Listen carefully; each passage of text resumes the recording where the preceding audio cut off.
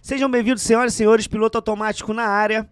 Hoje aqui eu, Diego Ferreira, meu irmão Igor Mendes, com o grande Michel Tawil, uma presença inspiradora para hoje a gente ter aí, trocar aquela ideia. Vamos furar um pouco a bolha, para você que está aí acostumado a gente falar aí sempre de carro, manutenção de carro, universo dos carros. Hoje a gente vai ter o outro lado da moeda, vamos ter aqui uma visão de um cara que não é tão conhecedor como você que participa aqui do nosso podcast, mas a gente vai ter a visão do lado de lá, para a gente esclarecer várias questões, várias dúvidas, trocar aquela resenha e, como sempre, se inspirar na história desse cara aí, um super empreendedor que está fazendo marcas bombarem aí, não só no Brasil, mas pelo mundo. Não é não, Igor? Exatamente, falaremos com o Michel hoje, aproveitar, né, que já que ele vai estar dando o privilégio de como é a visão do cliente, a gente vai querer do lado de cá saber um pouco mais como é que é esse lado empreendedor, um cara que eu admiro muito pela forma como gera os negócios e principalmente que consegue um feito. Mantém a empresa em piloto automático rodando, então enquanto consegue viajar 4 vezes ao ano para fora, não é isso, irmão? É verdade, é por aí. Pô, valeu, obrigado pelo convite. Para mim é um prazer estar aqui porque foi como eu falei, eu não sou do mundo automotivo, conheço pouco de carro. E eu sempre confio em pessoas que entendem mais do que eu, em todos os setores da vida. É presunção nossa achar que a gente sabe muito de tudo. E o cara que acha que sabe muito de tudo não sabe de nada, né? Então, o primeiro ponto de estar aqui é, como você falou, furar a bolha.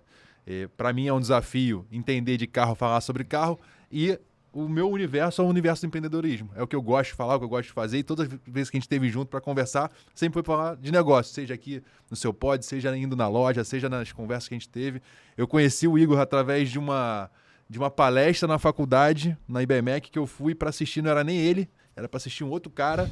No final da história, o maluco era mó pela saco, e ele que tava lá de bobeira na parada, contando sobre a história da empresa, a história do pai dele, da família e tal.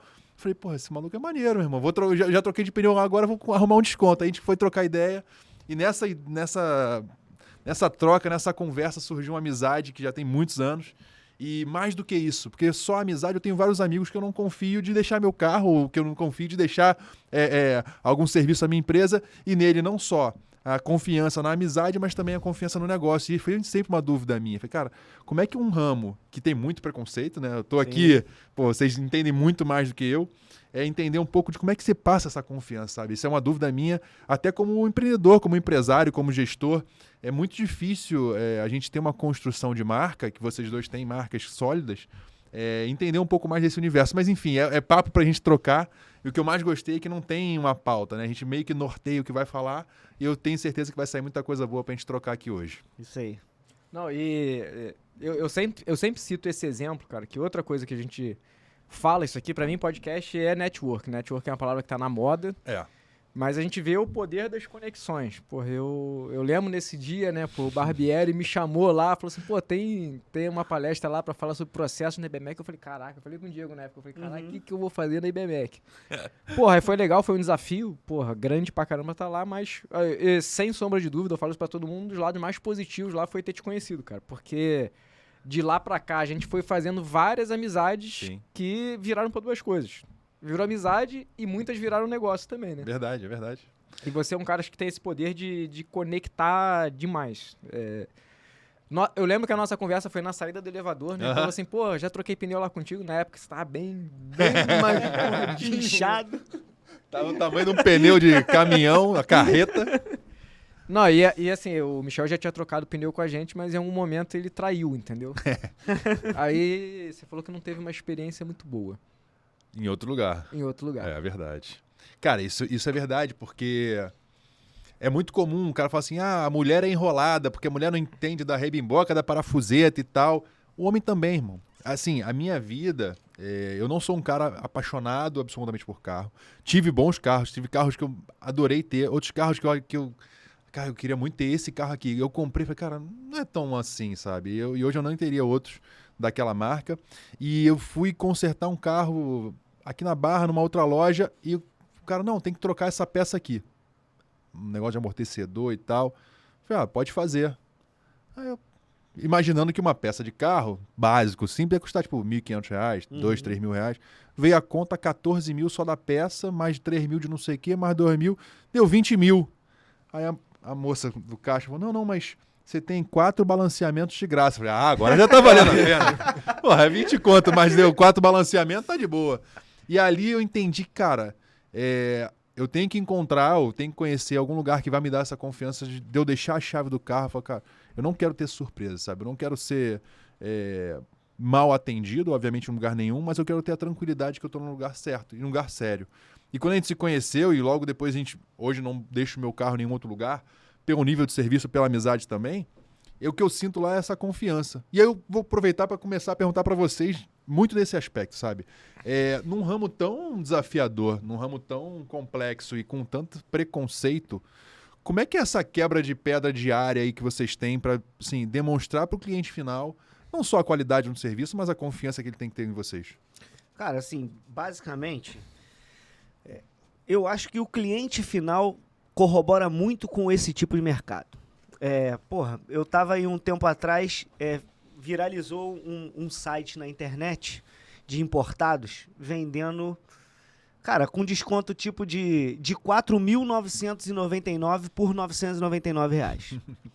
Entendeu? Então, assim, eu acho que... O golpe tá aí.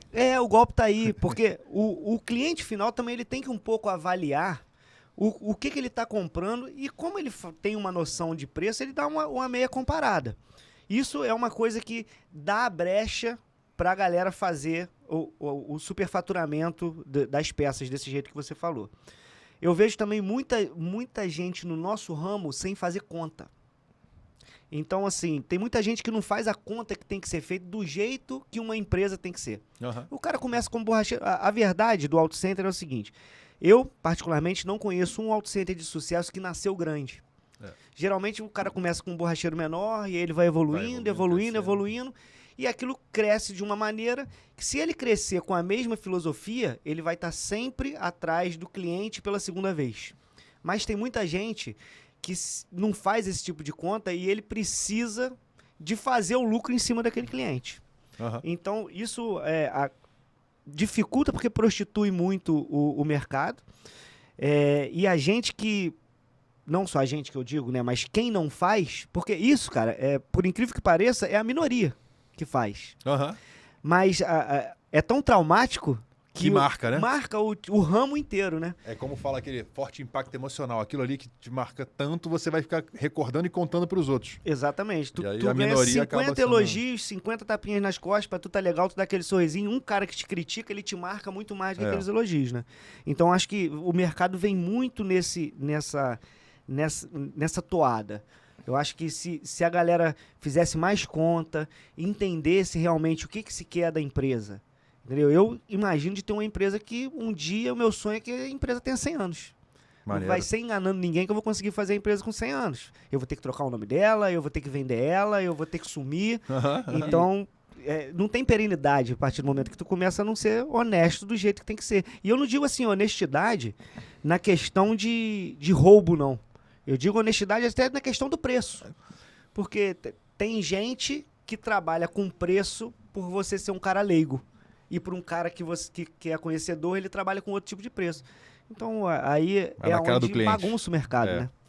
Não, eu acho que o exercício que é mais importante é você sempre se colocar no lugar do consumidor. Sim.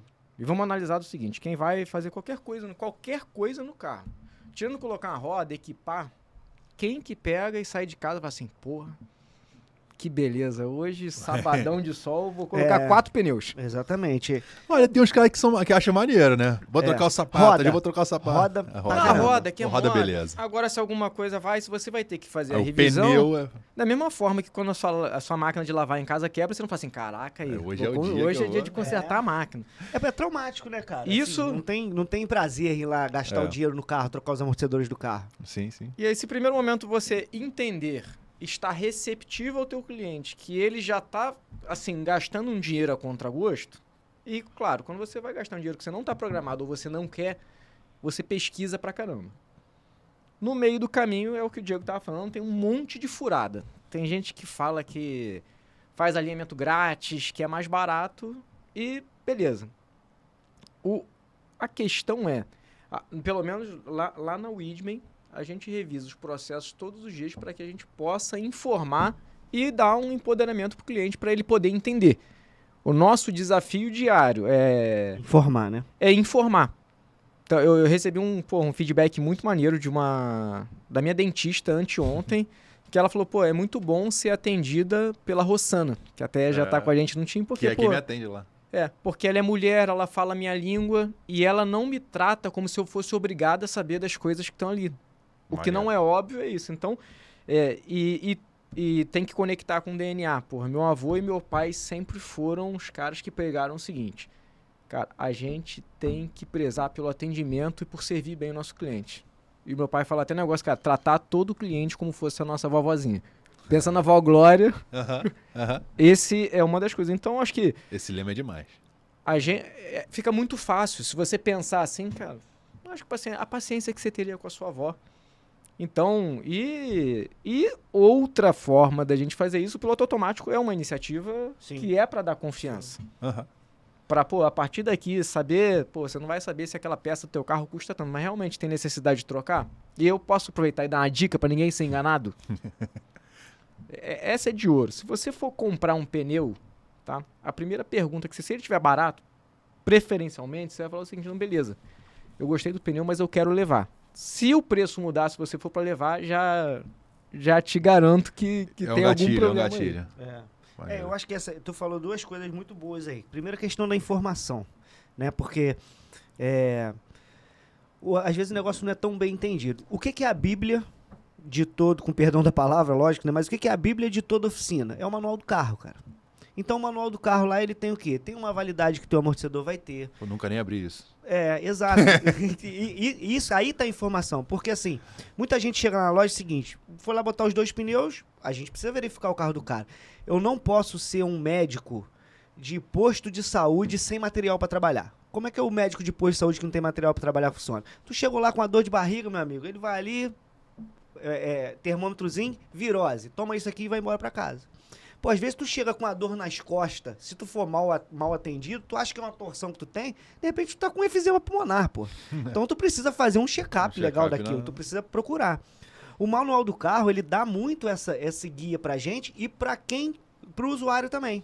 Então assim, foi na oficina, o meu amortecedor tá legal, beleza, não tá fazendo barulho, eu não tô sentindo, porque principalmente quando tu compra um carro zero, o desgaste da peça vem evoluindo conforme tu anda. E tu vai se adaptando àquele desgaste. Então, se tu comprou um amortecedor, ele tem uma maciez. O carro zero tem uma maciez. Daqui a 50 mil quilômetros, ele tá com uma outra maciez. Só que como você comprou ele, você veio usando ele nesse tempo, você veio se adaptando à perda de maciez que ele tem. Mas só que lá no manual, ele tem uma quilometragem, uma data que você tem que trocar. Caraca, eu nunca vi isso. Então às vezes tu chega numa loja pra trocar 2 pneus. Aí o mecânico chega lá e falou, teu carro tem que trocar amortecedor com 60 mil quilômetros, tá com 78 amortecedor original. E aí quando eu chego pra te mostrar que tu tem que trocar o amortecedor, pelo mercado ser prostituído, ele acha que você também tá querendo enganar ele. Mas na verdade você não tá querendo enganar ele, você tá fazendo o que a montadora diz fazer. Se você levar na concessionária pra fazer revisão, você vai ver que você vai trocar o óleo com 10 mil quilômetros. Então, às vezes, o cara chega numa loja para botar 2 pneus, ele já tá apertado, balancear, alinhar, o dinheiro dele tá contado. Quando tu oferece uma troca de óleo, ele fala, tá querendo me empurrar alguma coisa. Mas ele também não pesquisou. Então, é importante porque as coisas se conversam muito nesse ponto, entendeu? E, às vezes, a pessoa não nota esse tipo de coisa. Outra coisa que o Igor falou é exatamente isso. Eu falo isso sempre com os colaboradores lá, principalmente com os atendentes. O Fernando usa esse aspecto da vovozinha, eu uso o aspecto do bebezinho. Que eu falo, porque a vovozinha, tu tem que tratar ela com muito carinho, mas tu não precisa estar tão de olho nela. A gente é pai, sabe como é que é um bebezinho. Tu tem que estar olhando porque tu tem pânico se ele vai engasgar. Então, se tu tá sempre de olho no cliente, às vezes o carro dele não entra porque ele não entende a numeração e cor de prisma, você precisa esclarecer. Porque o que a gente trabalha não tem prazer, a não ser que se o cara vai colocar uma roda ou se o cara for muito apaixonado. Muito apaixonado. Eu sempre costumo dizer, né? Tu vai fazer um alinhamento e um balanceamento no carro, tu vai gastar, vamos botar aí, R$100. O cara chega lá, puto, pra gastar os R$100. Ele sai dali da loja, ele pega a mulher dele em casa, a mulher dele já gastou trezentão pra fazer o cabelo, pra fazer a unha, pra se depilar, pra se arrumar, pra maquiar, fazer tudo. Gastou trezentão. Ele saiu dali pra comer uma pizza gastou mais R$150 para comer a pizza. Ele e a mulher tiraram 600 selfies, marcaram a pizzaria, falaram para todos os amigos por uma coisa que vai durar 2 horas. E o alinhamento e balanceamento vai durar 5.000 quilômetros, vai durar 6 meses no carro, e é uma coisa traumática. É a percepção do cliente. É a percepção do cliente. Se a gente entender isso, tu consegue fazer um negócio muito mais leve que o cara sai entendido. O grande problema do auto center é quando o cara gasta um valor contigo e ele não entende o que ele gastou e por que ele gastou. E aí ele se sente lesado. Eu acho que parte muito da parte de educação mesmo. É você meio que educar, ensinar o cliente o que está acontecendo. Isso eu sinto. A Rossana é quem me atende lá e ela sempre tem a preocupação de explicar o máximo do porquê cada um dos itens do orçamento. Eu acho que isso é um ponto maneiro. Muitas coisas eu falo assim, não, isso não é importante agora, eu acho que não vai servir e tal. E tem coisas que eu falo, cara, isso realmente...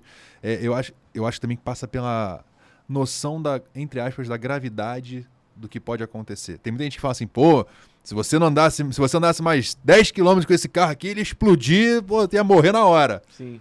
E tem a sinceridade de falar o seguinte, olha, ele anda mais 5.000 quilômetros, mas se você pegar muita estrada, se você mora na serra, é ideal que você troque agora. Então, essa clareza da informação, eu acho que esse é um grande diferencial. E assim, outro papel, né, que acho que é uma marca nossa, é o seguinte, a gente não tem vendedor. É claro que eles vendem, mas eles são consultores. Porque existe, o Diego falou, né, tem uma informalidade no segmento, então as pessoas vão usando que é o artifício mais fácil para te fazer a venda. Horas vai ser ali o impacto do preço, ser o mais barato ou atrativo, e quando o vendedor está desesperado para vender a venda, não existe um argumento mais forte, que muitas das vezes é usado no carro, que se você não fizer, o carro vai explodir e você vai matar a tua família inteira. Que é o que todo mundo, mas vai todo mundo morrer. Aí fala assim, cara, é meio bizarro. E a nossa orientação, o nosso treinamento todo dia não é isso, é explicar, pô, olha, vamos lá, teu carro tem esses problemas aqui, mas isso aqui você precisa resolver, porque é um problema imediato. Teu carro não está com a eficiência de frenagem, vai demorar mais parar, você vai derrapar e tudo mais. Você não vai morrer, mas olha só, anda devagar, que esse pneu aqui na chuva tá meio comprometido. Agora, olha, essa outra parte aqui a gente orienta a fazer, porque a preventiva sempre é muito mais barata que a corretiva. Mas aí, se você vai correr o risco ou não, você está informado. Você não está pressionado que vai. A ter que fazer. E outra coisa, né? A gente fez uma mudança, eu acho que foi um pouquinho antes da pandemia. Muitas vezes você precisa ajudar teu cliente a entender, mas facilitar teu produto para que ele ganhe confiança. Vamos lá. Um dos golpes clássicos que tem na venda de pneu é a galera falar que tem alinhamento grátis. Alinhamento é a geometria. Grosseiramente falando, é o que você precisa fazer para o seu pneu não gastar antes da hora. Então, normalmente... Não entendo nada, mas eu tô pegando o raciocínio. Então, você vai lá, basicamente, você coloca o pneu, quando você vai andando, ele fica desorganizado. Tá. Você alinha para ele durar os seus 40.000 quilômetros. Então, tinha muita gente que falava assim, olha, alinhamento é grátis. E como o alinhamento tem um custo a mais, isso faz a diferença ali quando você está fazendo... esse cara aqui, grosseiramente, esse cara aqui não me cobra instalação. É tudo grátis. Mas chega na hora, começa a inventar um monte de coisa. Porque o alinhamento, ele não é só alinhamento. Ele é cambagem, ele é caster, ele tem uma série de outras regulagens. É a geometria, né, do carro. Ele é a geometria, é uma coisa mais rebuscada. Mas o cara fala assim, você não conhece que tem 5 serviços, é leigo, você mesmo acabou de falar, não conhece. Eles falam que um desses serviços é grátis. E os outros todos, eles cobram o quíntuplo do que se cobraria normalmente, e muitas vezes sem ter necessidade. A gente redesenhou essa área, que era uma área que o cliente considerava obscura, e é alinhamento total, é geometria total. Então a gente cobra um único valor, não independe se vai fazer 300 ajustes. Mas vai pagar um valor. E claro que cada região tem a sua particularidade do entendimento do cliente. Assim. O Diego não trabalha assim. Eu não trabalho assim. Com a geometria fechada, eu não trabalho. Mas, assim, é uma forma de você olhar, pô, deixa eu ver, será que o meu cliente vai entender melhor se eu comunicar dessa forma? Você não pode só criar a expectativa que ele... É porque são mercados diferentes também, as áreas são muito diferentes, entendeu? Sim. É isso que a gente toca nesse assunto aqui no Rio, é uma coisa muito mais comum, mas se tu tocar nesse assunto em Porto Alegre, é uma coisa muito menos comum, entendeu? Porra, o Rio não é para amadores, né? Peculiaridade de cada área, né? Dentro da mesma empresa. Eu vivo isso. Você falou uma parada que é muito verdade, e eu digo que não é só a questão do auto center ou da mecânica e tal. Tem um mentor lá que fala muito sobre isso. Toda empresa grande nasceu pequena, né? A gente tem lá, por exemplo, tem alguns amigos que estão no Vale do Silício hoje, onde nasceu dentro da garagem da HP lá. A garagem da HP é o marco do início do Vale do Silício. Irmão, você imaginar que a Apple nasceu na garagem, você imaginar que grandes empresas hoje que dominam o mundo nasceram de uma garagem, como a própria Amazon. E é legal, tipo, a história que eu vivo, que é a Blumen, ela não nasceu numa garagem, mas nasceu dentro de um quarto, que era o Bikini Jeans. Acho que é maneiro a gente poder abrir pra galera, porque muita gente também não sabe como é isso. A Blumen completa 50 anos. Você falou, pô, meu desejo é ter uma loja, a minha empresa tenha 100 anos. Eu tô na metade disso. Sim. Óbvio que eu tenho 32, não fui eu, obviamente, que fundei, mas há 6 anos eu toco a empresa. E a parada legal é que ao longo do tempo, ela obviamente teve que se profissionalizar para poder seguir crescendo. E em 72 o Davi veio de Belém, com a mãe, que é costureira, o irmão, o Simão, que era da Yes Brasil. E o Simão tinha uma marca chamada Yes Brasil, que ele criou. E ele tinha um biquíni jeans, que ele criou e não tinha vendido ainda, estava em casa. Aí o Davi chegou e o Davi falava assim, se o Simão fosse médico, ele ia ser o dono do hospital. Se o Simão fosse estilista, ele ia ser o dono da marca. E aí ele pegou aquela peça e foi vender em Copacabana. Pegou 1.400 pedidos de um biquíni jeans, pegou 30% de sinal, foi produzir as peças, produziu tudo, foi entregar. Quando ele foi entregar na primeira loja, ele entregou o biquíni jeans e tal, não tinha elastano, porque era o jeans antigamente e tal. A moça pegou, foi botar na modelo de prova e ele saiu. Aí passou umas horas, ele chama lá o Davi na loja. Aí o Davi voltou, tô te devolvendo tudo. Porque esse biquíni não passou da canela da minha modelo de prova, não vou conseguir vender isso aqui, eu quero meu dinheiro de volta, eu tomo essas peças todas. E isso aconteceu em todas as lojas. Ele, caramba, meu irmão. Criei um negócio, achei que eu tinha estourado, que eu ia crescer e tal. Quebrei, vou ter que devolver o dinheiro que eu já usei para pagar a matéria-prima e as costureiras. Aí ele tinha um bugrinho na época, botou a peça no bugre, começou a andar, isso lá na Santa Clara, lá em Copacabana. Aí ele, pô, mas se não passa da canela das mulheres, eu tenho que arrumar um jeito, meu irmão.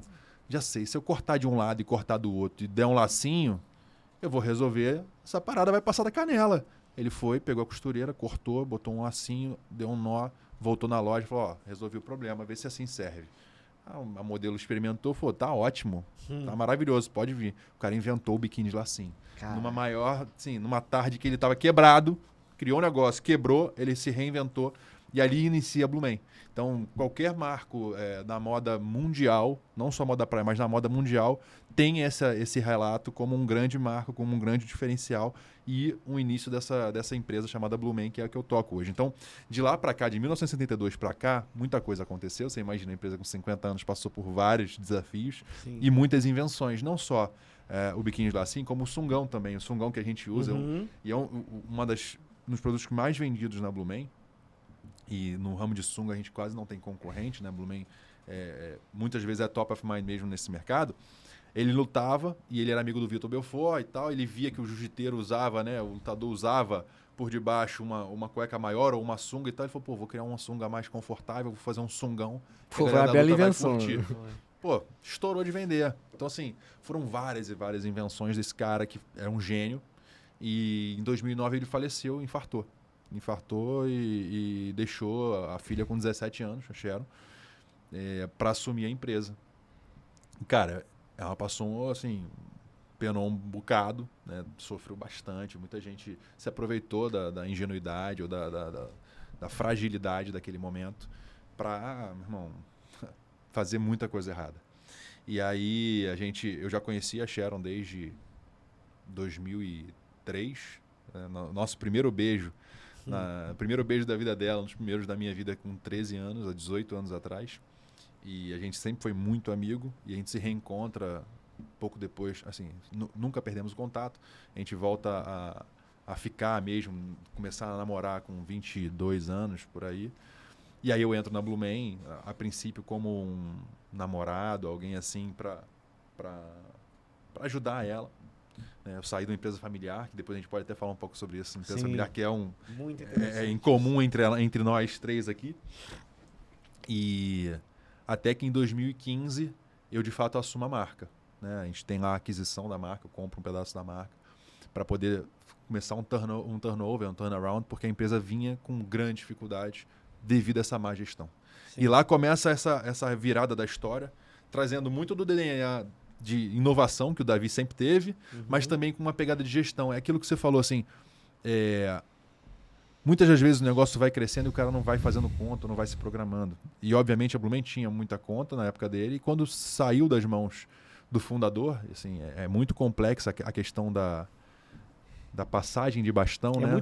Quando ela é feita de forma gradual, já é difícil. Quando ela tem uma ruptura brusca, é pior ainda.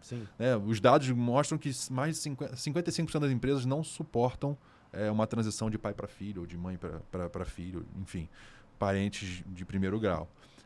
E de avô para neto, 95% quebra. Pais, filhos, pais ricos, filhos nobres, netos pobres, né? Então, assim, a grande chance, 55% das empresas quebram nessa transição. E quase que a Blumen entra nessa estatística, assim, por muito pouco mesmo. E a gente começou esse processo de reconstrução em 2015 para 2016, que passou por remodelar até assim, a estrutura do negócio mesmo, fechar a loja de fora, aproveitar benefício fiscal que tinha na Praça do Rio de Janeiro, reestruturação do e-commerce, que hoje é a maior loja, a gente teve que agir em loco. Muita coisa aconteceu de mudança mesmo e muita na pegada de gestão, sabe? Pareto, 80-20, onde é que são os produtos que realmente dão com a nossa curva ABC, como é que a gente está tratando o nosso cliente, instaurar um bom CRM, que eu acho que vocês falaram sobre isso também, que é um tema muito pertinente, né? A gente acabou nem me apresentando muito, depois vou falar de mim, aí depois a gente edita, bota no início. Sim, pode ser. Mas assim, eu costumo dar mentoria e falar sobre empreendedorismo. Cara, e é importante demais, um dos pontos que eu mais bato falando sobre CRM. Você tem que conhecer seu cliente, cara. Você tem que entender quem é o seu cliente, sabe? Obviamente, o próximo passo é o comportamento de consumo dele, mas saber quem é. Quem são os seus top 10, até bom falar, top fala 20. Pra galera que não sabe o que é CRM e o que é CRM. Vou traduzir CRM, Customer Relationship Manager, mas o traduzido, para quem é, tipo, entre aspas, leigo, é o caderninho da vendedora que vai anotar teu nome. Esse é o início de tudo. Né? Passado do caderninho que anota o nome, é a forma como a marca ou a empresa vai se relacionar com o cliente final ou com você como cliente. Né? Hoje em dia existem vários aplicativos de CRM, várias empresas que lidam isso, que nada mais é que o Igor foi lá na Blumen e comprou. Eu tenho que saber que ele comprou, a peça que ele comprou, com que frequência ele vai voltar, ou com que frequência ele volta, como é que eu posso atingir ele de alguma maneira, como é que eu tenho os touch points, que eu posso falar sobre novidade, ou sobre masculino, sobre feminino, ou enfim, sale, promoção. O CRM é muito disso. E trabalhar o CRM foi um dos grandes diferenciais que a gente teve nos últimos 4, 5 anos da Blumen. A Blumen era uma empresa que tinha 45 anos e tinha menos de 30% da tua base cadastrada. E isso que eu falo 30% era um cadastro que o cara bota e-mail xxx@xxx.com.br. Então, e telefone é 9999999. Então, assim, a gente teve um trabalho de reconstrução da base de clientes, do modelo de negócio, da estrutura de loja, que me credenciou a 6, 7 anos depois, né, de fazer faculdade de administração até hoje, já são 12 anos, mas de Blumen eu completo 7, me credenciou a poder ter alguma leve autoridade para falar sobre os assuntos que hoje eu gosto e tenho o prazer de comentar sobre gestão e empreendedorismo. Fazendo um parêntese rápido, né? Eu nasci aqui no Rio e desde muito jovem, com 3 anos meu pai faleceu, com 7 anos meu irmão faleceu. Eu tive uma infância muito marcada por essas perdas, mas também por uma admiração ao meu padrinho, que era um grande empreendedor, um grande cara que eu vislumbrava ser quando crescesse. E meu avô também, que sempre foi um cara muito à frente do seu tempo e muito empreendedor. Então eu com 13 anos já falei assim, eu quero trabalhar com isso. Minha mãe médica me perguntou assim, Michel, você quer trabalhar com o quê quando crescer? Eu falo, tudo menos médica, porque o médico trabalha muito. Mas eu queria ser empreendedor, queria trabalhar com varejo, queria, sabe, comprar e vender. Eu fazia show de mágica lá em casa, eu vendia o ingresso na porta para a galera que ia nos aniversários lá de casa. Então, quando eu fiz 18 anos, eu fui fazer faculdade de administração na PUC. Com 19, eu comecei a trabalhar com meu padrinho no Ceasa. E de lá eu fiquei até os 22, quando eu saí para entrar na Blumen. Então, assim, empreendedorismo, gestão, o grande desafio que foi a Blumen, tudo isso foi meio que uma preparação. Eu vim não obviamente pensando nisso, mas eu acredito que o destino me fez estar me preparando para assumir o grande desafio da minha vida até hoje, que foi essa reconstrução da Blumen, que passa por muito o que a gente falou. Sim, e deixa eu te fazer uma pergunta. Porra, desde o início, a Blumen vem se encorpando pela gestão do caos. Sim, né? total. Porra, o biquíni não passa, vamos cortar e vamos achar uma solução para aquilo ali. Porra, cara, 45 anos depois, quando a gente tem essa fatalidade e quando tu começa a ingressar lá, O que eu fico imaginando, pensando nisso aí? A galera que estava lá era a galera de antes. O que tu conseguiu de fazer com a implementação dessa nova gestão? Porque essa nova gestão, 45 anos depois, ela pode ter uma filosofia, mas ferramentas totalmente diferentes, né? Verdade. Então, como que foi essa parte dos colaboradores que já estavam lá?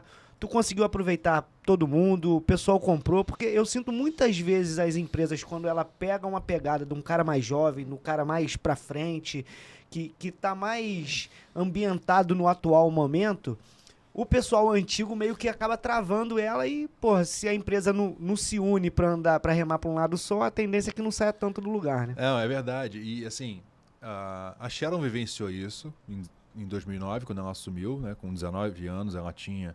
E tinham pessoas que tinham de marca muito mais tempo que ela tinha de vida, né? Pessoas que tinham... Você tem noção, tem pessoas na Blumen que tem 40 anos de marca. Te peguei no colo. Tipo isso. Com a Sharon peguei no colo. Pô, essa menina vinha aqui, abria as portas, a gente trancava tudo, que ela mexia em tudo e tal. Então ela teve esse desafio muito grande. Só que ela tinha o DNA, né, irmão? Você pode até querer não gostar do que ela tá falando, mas ela é filha do cara. Sim. Eu era, meu irmão, o jabuti em cima da árvore. Exato. Jabuti não sobe árvore. Alguém botou essa porra aí. Então, além de toda a desconfiança, o desafio e a desconfiança, a parada foi mostrando o valor no dia a dia. Mas, como eu falei, a Blumen passava por uma grande dificuldade, sabe? Era nítido e o mercado até sabia um pouco sobre isso. Então, meio que quando eu chego, né, o cara fala assim, cara, a gente tem que acreditar, sabe? Não tem muito... Primeiro que não tinha muita saída, né? Quase que como o Titanic, o cara tá tocando violino, aí o navio tá afundando, o cara, porra, tá zunindo. Aí o cara vira e fala assim, pô, meu irmão, tá todo mundo morrendo, a gente vai ficar tocando violino aqui, vai tocar essa parada. Meu irmão, quando a gente tá no jantar, a gente toca, ninguém escuta, vamos continuar tocando, que é o nosso prazer. Então, muitas das vezes ali naquele momento, o cara tava tocando violino só porque era o prazer dele. Algumas pessoas saíram da empresa, algumas pessoas não concordaram com a maneira como eu ia tocar o negócio e tinham total opção de procurar outros lugares, mas muitos acreditaram. Coincidentemente, eu tenho alguns dos valores e maneiras de tocar e de comandar a gestão da empresa, como o Davi também tinha, de ser um cara que preza muito pelas pessoas, de querer sempre o bem, principalmente da galera que faz o negócio acontecer. Humano, né? É uma empresa humanizada e os valores dela de cultura passam por isso. É um olhar muito de família, a gente chama família Blue lá dentro. Então isso ajuda bastante, mas mais do que isso. Por exemplo, relacionamento com shopping. Tinha um shopping que tinha 4, 5, 6 meses em aberto. E eu fui lá com 24 anos, sentar na frente de um superintendente de 55 anos e falar, pô, irmão, acredita em mim, a gente vai fazer esse caminho aqui, vai trilhar aqui, vai contornar esse problema e eu vou te pagar dessa maneira. O cara poderia ajuizar e entrar com processo, mas a marca era legal para o mix do shopping e ele entendeu que valia a pena, ou me dar esse voto de confiança. E me deu esse voto de confiança, todos deram. E quando você concretiza a sua palavra, quando você programa um pagamento e executa esse pagamento, com o credor, com quem está te duvidando da sua capacidade de quitação e te deu mais uma chance, quando você paga, você ganha moral. Eu chamei todos os fornecedores lá para conversar, os que tinham algum valor a receber. Um deles virou para mim e falou assim, porra, meu irmão, tu vai meter essa para cima de mim? Eu sou puta velha do mercado, porra. Falei, legal, o senhor é puta velha do mercado, eu sou puta nova do mercado. A maneira como a gente pode resolver hoje é assim. Se você achar que cabe na sua estrutura, cabe no seu fluxo, eu posso pagar assim. Ah, para assim não dá para mim não. Assim eu prefiro ver outras maneiras de receber. Então tá bom. Criei um plano de pagamento para todos e cumpri com todos. Cara, tinha um ponto lá dentro que era o seguinte. Na moda é um mercado muito diferente, né? Você imagina, você tem o vermelho da estação é o Pantone 5502. No ano seguinte é o vermelho 5508. Mas se você tem 20 mil metros de tecido em casa e você usou só 15, tem 5 mil metros lá, esses 5 mil metros você tem que usar. Mas como mudou o Pantone, a estilista canetava que queria comprar outro, o cara que estava tocando o negócio. Eu falo que é gestão do dia 5. Ele se preocupa se dia 5 ele paga o dele. Pagou o dele, ele fica mais um mês. Se não pagou o dele, ele mete o pé. A gestão do dia 5 via aquilo ali, pode comprar. Meu irmão, tinha muito tecido, muita matéria-prima, muito aviamento parado lá. Nesse ano que eu toco o negócio, a gente tinha muito estoque, eu chamei toda a equipe de estilo, falei, vamos fazer compra pro ano que vem? Vamos, beleza. Aí pega a bolsa, pega tudo, pô, vamos lá. Vamos lá no estoque. Desce aqui comigo no estoque. Vocês têm tudo isso para comprar, pode ficar à vontade, tá? Já paguei, vocês podem utilizar tudo que você quiser. Aí tipo, caramba, É isso mesmo? É isso mesmo. A gente fez quase que uma coleção inteira com matéria-prima que a gente tinha dentro de casa. Aviamento, bojo, elástico, tudo. A gente fez uma coleção linda, que o cliente final comprou a ideia, a marca, assim, 2 principais pontos que fizeram a marca virar da porta para fora e da porta para dentro. Da porta para fora, a marca é muito querida, as pessoas têm um carinho grande pela Blumen, e isso foi um grande pilar para o jogo virar. E da porta para dentro, as pessoas também têm um carinho muito grande com a marca. E a maneira como a gente toca, o Davi tocava, a Sharon tocou e eu toco, é com muito carinho para com as pessoas e a recíproca é verdadeira. Então isso aconteceu. Então a coleção que a gente fez gerou muito caixa e a gente conseguiu pagar. E quando você financeiramente honra com os compromissos, a confiança do cara, fala, pô, o que o Michel tá fazendo tá certo, porque, meu irmão, o que ele falou que ia dar certo, o que ele falou que ia fazer, ele tá fazendo. Então essa confiança eu conquistei no dia a dia. Hoje, eu já fui em reunião, o cara fala assim, pô, Blumen, legal, mas você é o que da Sharon? Eu sei que a Sharon... Então existia essa dúvida. Hoje, muitas pessoas me conhecem como Michel da Blumen, ou Michel do Graviola, ou Michel da IBMEC. Então, assim, a confiança eu consegui ao longo da execução, e a gente fala que o exemplo arrasta e é a verdade, sabe? Sim. Eu falo que eu não era o primeiro a chegar, que às vezes eu dormia um pouquinho mais, mas eu era o último a sair. Anteontem, eu postei um story saindo do negócio 8 horas, aí o cara, pô, pegou uma foto do porteiro aí, falei, vem viver minha vida aqui, senta na minha cadeira pra tu ver como é que é. Então, assim, passa por essa desconfiança inicial, mas quando você promete uma coisa e você vai cumprindo, vai demonstrando, e vai dando o exemplo, e vai trazendo as pessoas com você, é natural que as pessoas deem o voto de confiança e depois se torne algo natural do dia a dia, elas confiarem em você. Sim. Você trocou a roda do carro com ele andando, como a gente costuma dizer. Eu dirigi um carro trocando a roda, com o para-brisa quebrado e o retrovisor sujo. Era quase isso. Mas é uma passagem que eu tive em 2016, que a gente fala que o homem não sabia que era impossível, foi lá e fez, né? Se me dessem o mesmo desafio hoje, eu ia olhar o cenário e falar assim, pô, acho que isso aqui não dá não. Eu falava isso antes de 2020, tá? Aí em 2019 eu brinquei com um amigo, falei isso e tal. Em 2020 tudo fechou. Falei, caramba, irmão, eu pensei que eu não queria nunca mais viver um momento de crise como estava e eu estou vivenciando algo assim. No primeiro Zoom que eu chamei a equipe toda, toda a parte de gerência, a gente criou um grupo chamado Gestão de Crise, chamei todo mundo, falei, gente, eu tenho uma grande certeza, que a gente vai passar por isso aqui. A demonstração da seriedade do nosso trabalho em 2016 e o que a gente já passou lá atrás, e a gente saiu do jeito que está, eu posso afirmar para vocês que a gente vai sair dessa e vai sair muito mais forte do que a gente entrou. E foi no ano da pandemia que a gente a gente criou uma empresa chamada Blue Mask, vendeu máscara, produziu mais de 1 milhão de máscaras. Você me vendeu máscara? Vendi máscara, claro. Pô. Vendi para todos os amigos e para os amigos que eu fiz naquele tempo. A gente não mandou ninguém embora, não fechou nenhuma loja. Conheci um outro mercado, criei uma outra empresa. A gente foi premiado pela FEComércio como visão consciente da empresa de médio porte, de médio e grande porte naquele ano. Fui para Nova York esse ano através dessa premiação. E foi muito dessa construção de ter a certeza de que o caminho que a gente trilhou transformou a gente mais forte para suportar as próximas porradas que viriam. E esse aprendizado é o que eu levo. Assim, dificilmente vai ter uma crise ou uma porrada que a gente não vai saber ter essa consciência de que vai passar por ela. Mas assim, olhando como você está descrevendo, vamos falar assim, parece fácil, né? Você foi lá, olhou o cenário, viu o que precisava ser feito, foi lá e fez. Mas entre ver o que precisa ser feito e fazer de fato, tem uma barreira que é aquela que você falou, ninguém dorme contigo, ninguém tá vivendo do teu lado. Como é que era a tua vida pessoal? E, pô, né, pelo menos, assim, eu acredito que em algum momento você deve ter olhado pro desafio e... Cara, todo mundo só vê o bastidor, vê o palco, não vê o bastidor, né? Vem a cachaça que você toma. Quem vê o close não vê corre. Não vê o tombo que você leva. Tiveram vários dias que você fala assim, cara, meu irmão, não tô acreditando. Quanto mais eu remo, parece que mais eu me afundo, não é possível. Mas tem alguns gatilhos, algumas coisas que eu acho que são maneiras, tipo, celebrar pequenas vitórias. Irmão, é igual o cara que compra um carro, aí tem 60 parcelas no carnê para ir pagando, ele vai pagando e vai ticando, quando chega no final o cara comemora, compra outro, pega mais 60 parcelas. Eu tinha isso, cara. Eu tinha a minha tabela de quitação. E isso pra mim era uma das pequenas vitórias, sabe?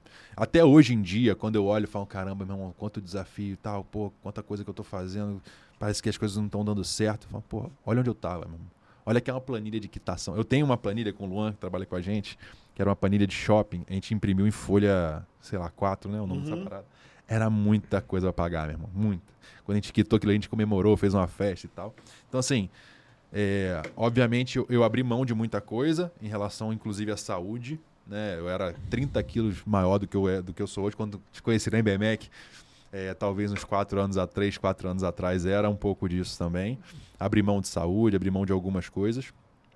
E a Sharon tem uma frase muito boa que, assim, o pai dela criou um negócio e faleceu, então quase que a Blue Man tomou o pai dela, né? Sim. Infartou e tal. E depois as pessoas que se aproximaram dela foram pessoas que fizeram mal, né? Usufruíram da empresa em crueldade ou em maldade com ela. E quando a gente casa, eu assumo a empresa e tal, e naquela loucura de trabalhar pra caramba e ser o último a sair, falei, pô, eu tô pensando em pegar um apartamento aqui perto da empresa que eu vou, tipo, sair daqui, durmo aqui perto e no dia seguinte já tô aqui de volta. Ah, claro, pô, mas já leva as tuas coisas junto, que aí você vai e não volta mais. E ela já achou, a gente viveu um momento da parte do casamento que ela falou, cara, eu vou perder o meu marido para a empresa. Igual eu tinha perdido o pai. O pai, amigos e parentes, pessoas próximas que sacanearam e tal. No meu caso, perderia porque eu estaria sendo consumido pela empresa. Sim. Nos primeiros anos de casamento. Então, também passa por isso, sabe? Também passa por você entender que tem momentos que você vai ter que focar mais na empresa, tem momentos que você vai focar mais na família, tem momentos que você vai focar mais no casamento. A questão do equilíbrio, que muita gente fala, às vezes, se você não tiver a consciência, você vai desequilibrar. E aí cabe você puxar a rédea, tirar do piloto automático, às vezes puxa na mão aqui e vai colocar no caminho de novo. Mas eu vivi muitos dias difíceis assim, em relação a isso, mas eu acho que comemorar pequenas vitórias me dava sempre a tranquilidade, o norte de que o caminho era bom, sabe? E foi muito desafiador. Você falou, pô, mas parece que é fácil. Cara, a gente tinha só no escritório fábrica eram 125 pessoas, a gente puxou para 65.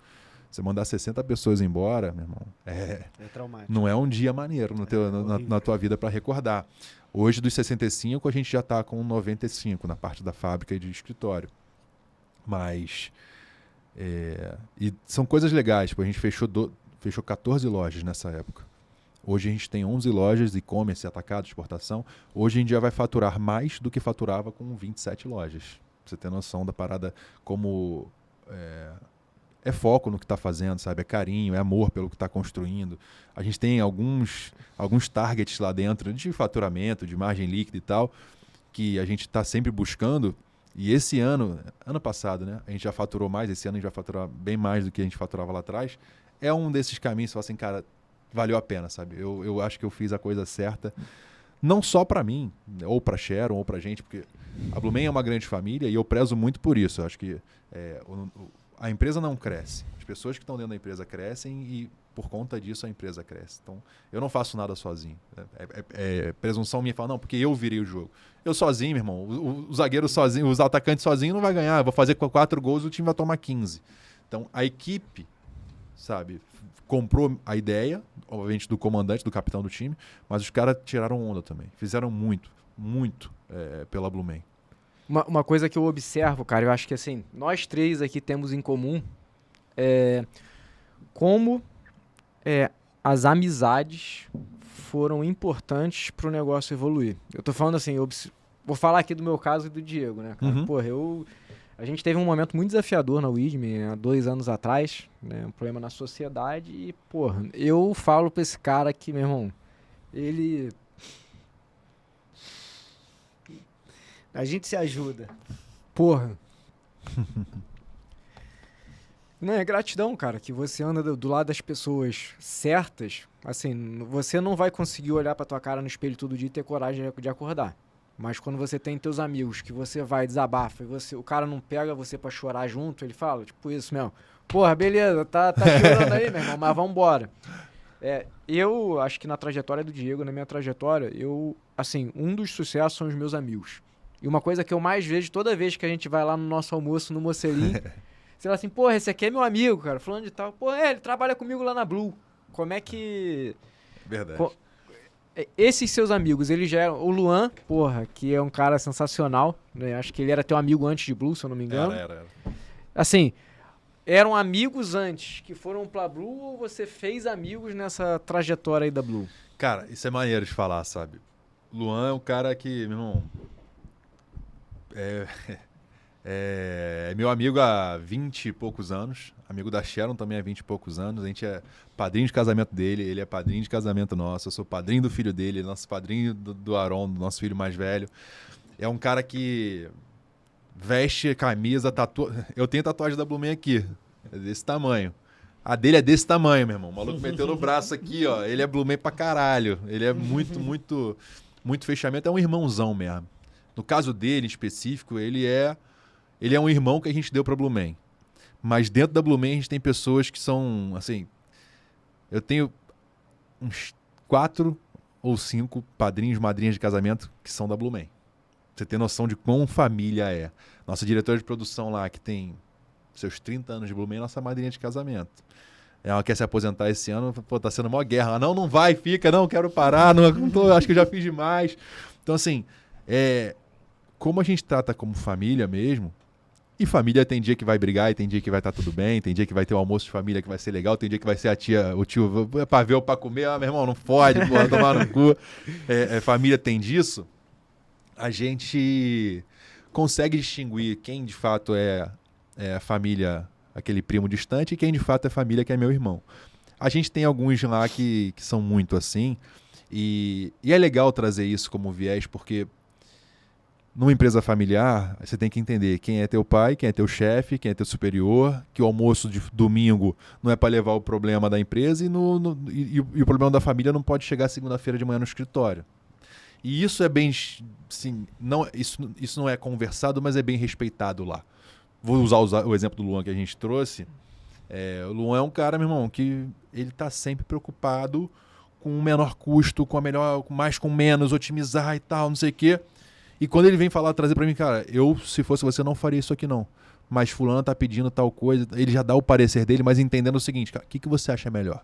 Eu tenho um respeito, uma admiração por ele tem um respeito, uma admiração por mim, dentro da empresa, e tem dia que a gente zoa, brincadeira, pô, não fode, não faz essa porra e tal. E tem dia que fala, meu irmão, reunião formal, eu chamo ele de boi. No meio da reunião eu falo, Luan, o que você acha disso? Não tem o boi, tá? A gente consegue distinguir isso. Mas um ponto que você falou sobre amizade e ter esse ombro amigo e poder desabafar, cara, muitas das vezes são pouquíssimas as pessoas que você pode contar na vida, né? A questão de network que a gente começou falando, eu sou um cara muito adepto a isso, sou um cara que busco ativamente essa troca.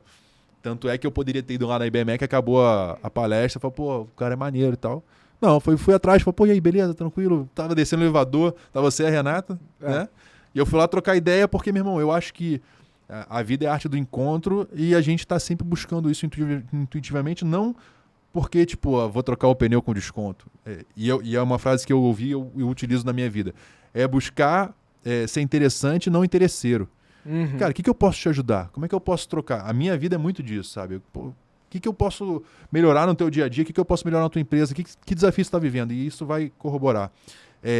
O network é importante. Eu sou um cara que conheço cada vez mais gente através das redes que eu fui criando, mas amigo de verdade mesmo, que a gente sabe que pode contar, são poucos. E nesses poucos a gente tem que realmente ter a gratidão e exaltar eles, que na hora que o calo aperta, a gente sabe que vai poder contar, né?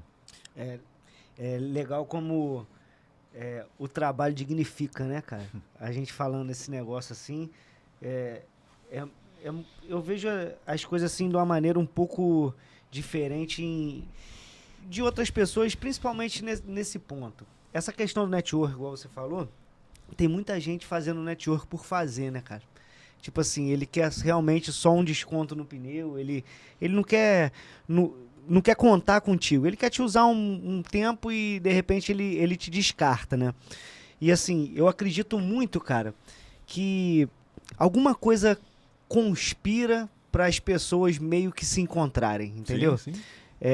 Quando eu conheci o Igor, por exemplo, porra, eu tinha uma loja lá em Teresópolis e o Igor trabalhava no depósito da Widman, na venda, né? Mas era o depósito lá na Rua Uruguai. Tava no depósito mesmo. Era no depósito. Mas já tava meio que na venda. E a gente se conheceu... Encostaram caveira, pô? E a gente se conheceu lá, assim, meio despretensiosamente. Eu tava ia lá, amarrando a carga. Eu ficava amarrando carga lá na caçambinha da minha courrierzinha que eu tinha na época, ia lá botar, a gente começou a conversar e tal.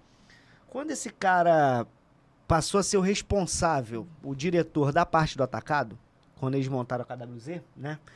A gente começou a se estreitar mais.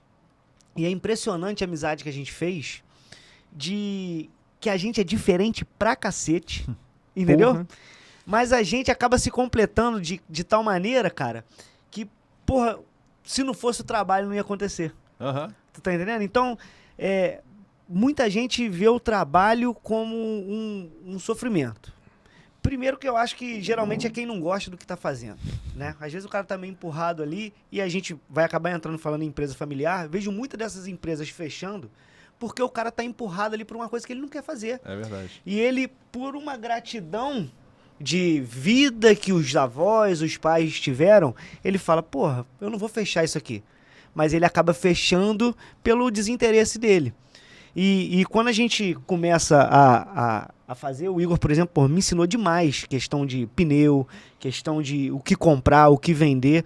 Porra, esse maluco aqui eu não conheço ninguém que entenda mais de pneu do que esse cara aqui. É mais do que eu, com certeza ele entende. Porra, não, ele entende 10 vezes mais do que eu que fabrico o pneu. Você tem ideia? Cara, esse cara chegava falando tudo que eu tinha que fazer e nunca deu errado, entendeu? Então, assim, nesse momento que a gente passou junto, no momento de dificuldade dele, nada mais foi do que o continuar da nossa vida, entendeu? Uhum. Em momento nenhum foi uma coisa de ter que pagar, entre aspas, com gratidão, Uma dívida favor, moral, entendeu? uma dívida Não de foi nada troca. questão de interesse. Até que a gente chegou a fazer um podcast junto, a criar um estúdio junto com o Johnny, que tudo através do trabalho, cara. Então, porra, tem muita gente se martirizando aí que tem que acordar cedo pra trabalhar. Porra, cara, tu tá no lugar errado. Tu não tá fazendo o que tu gosta. Eu ouvi uma frase ontem, à noite, de um cara que eu curto muito ouvir e tal. Ele falou o seguinte: o que você tá fazendo hoje é pra provar o quê pra quem?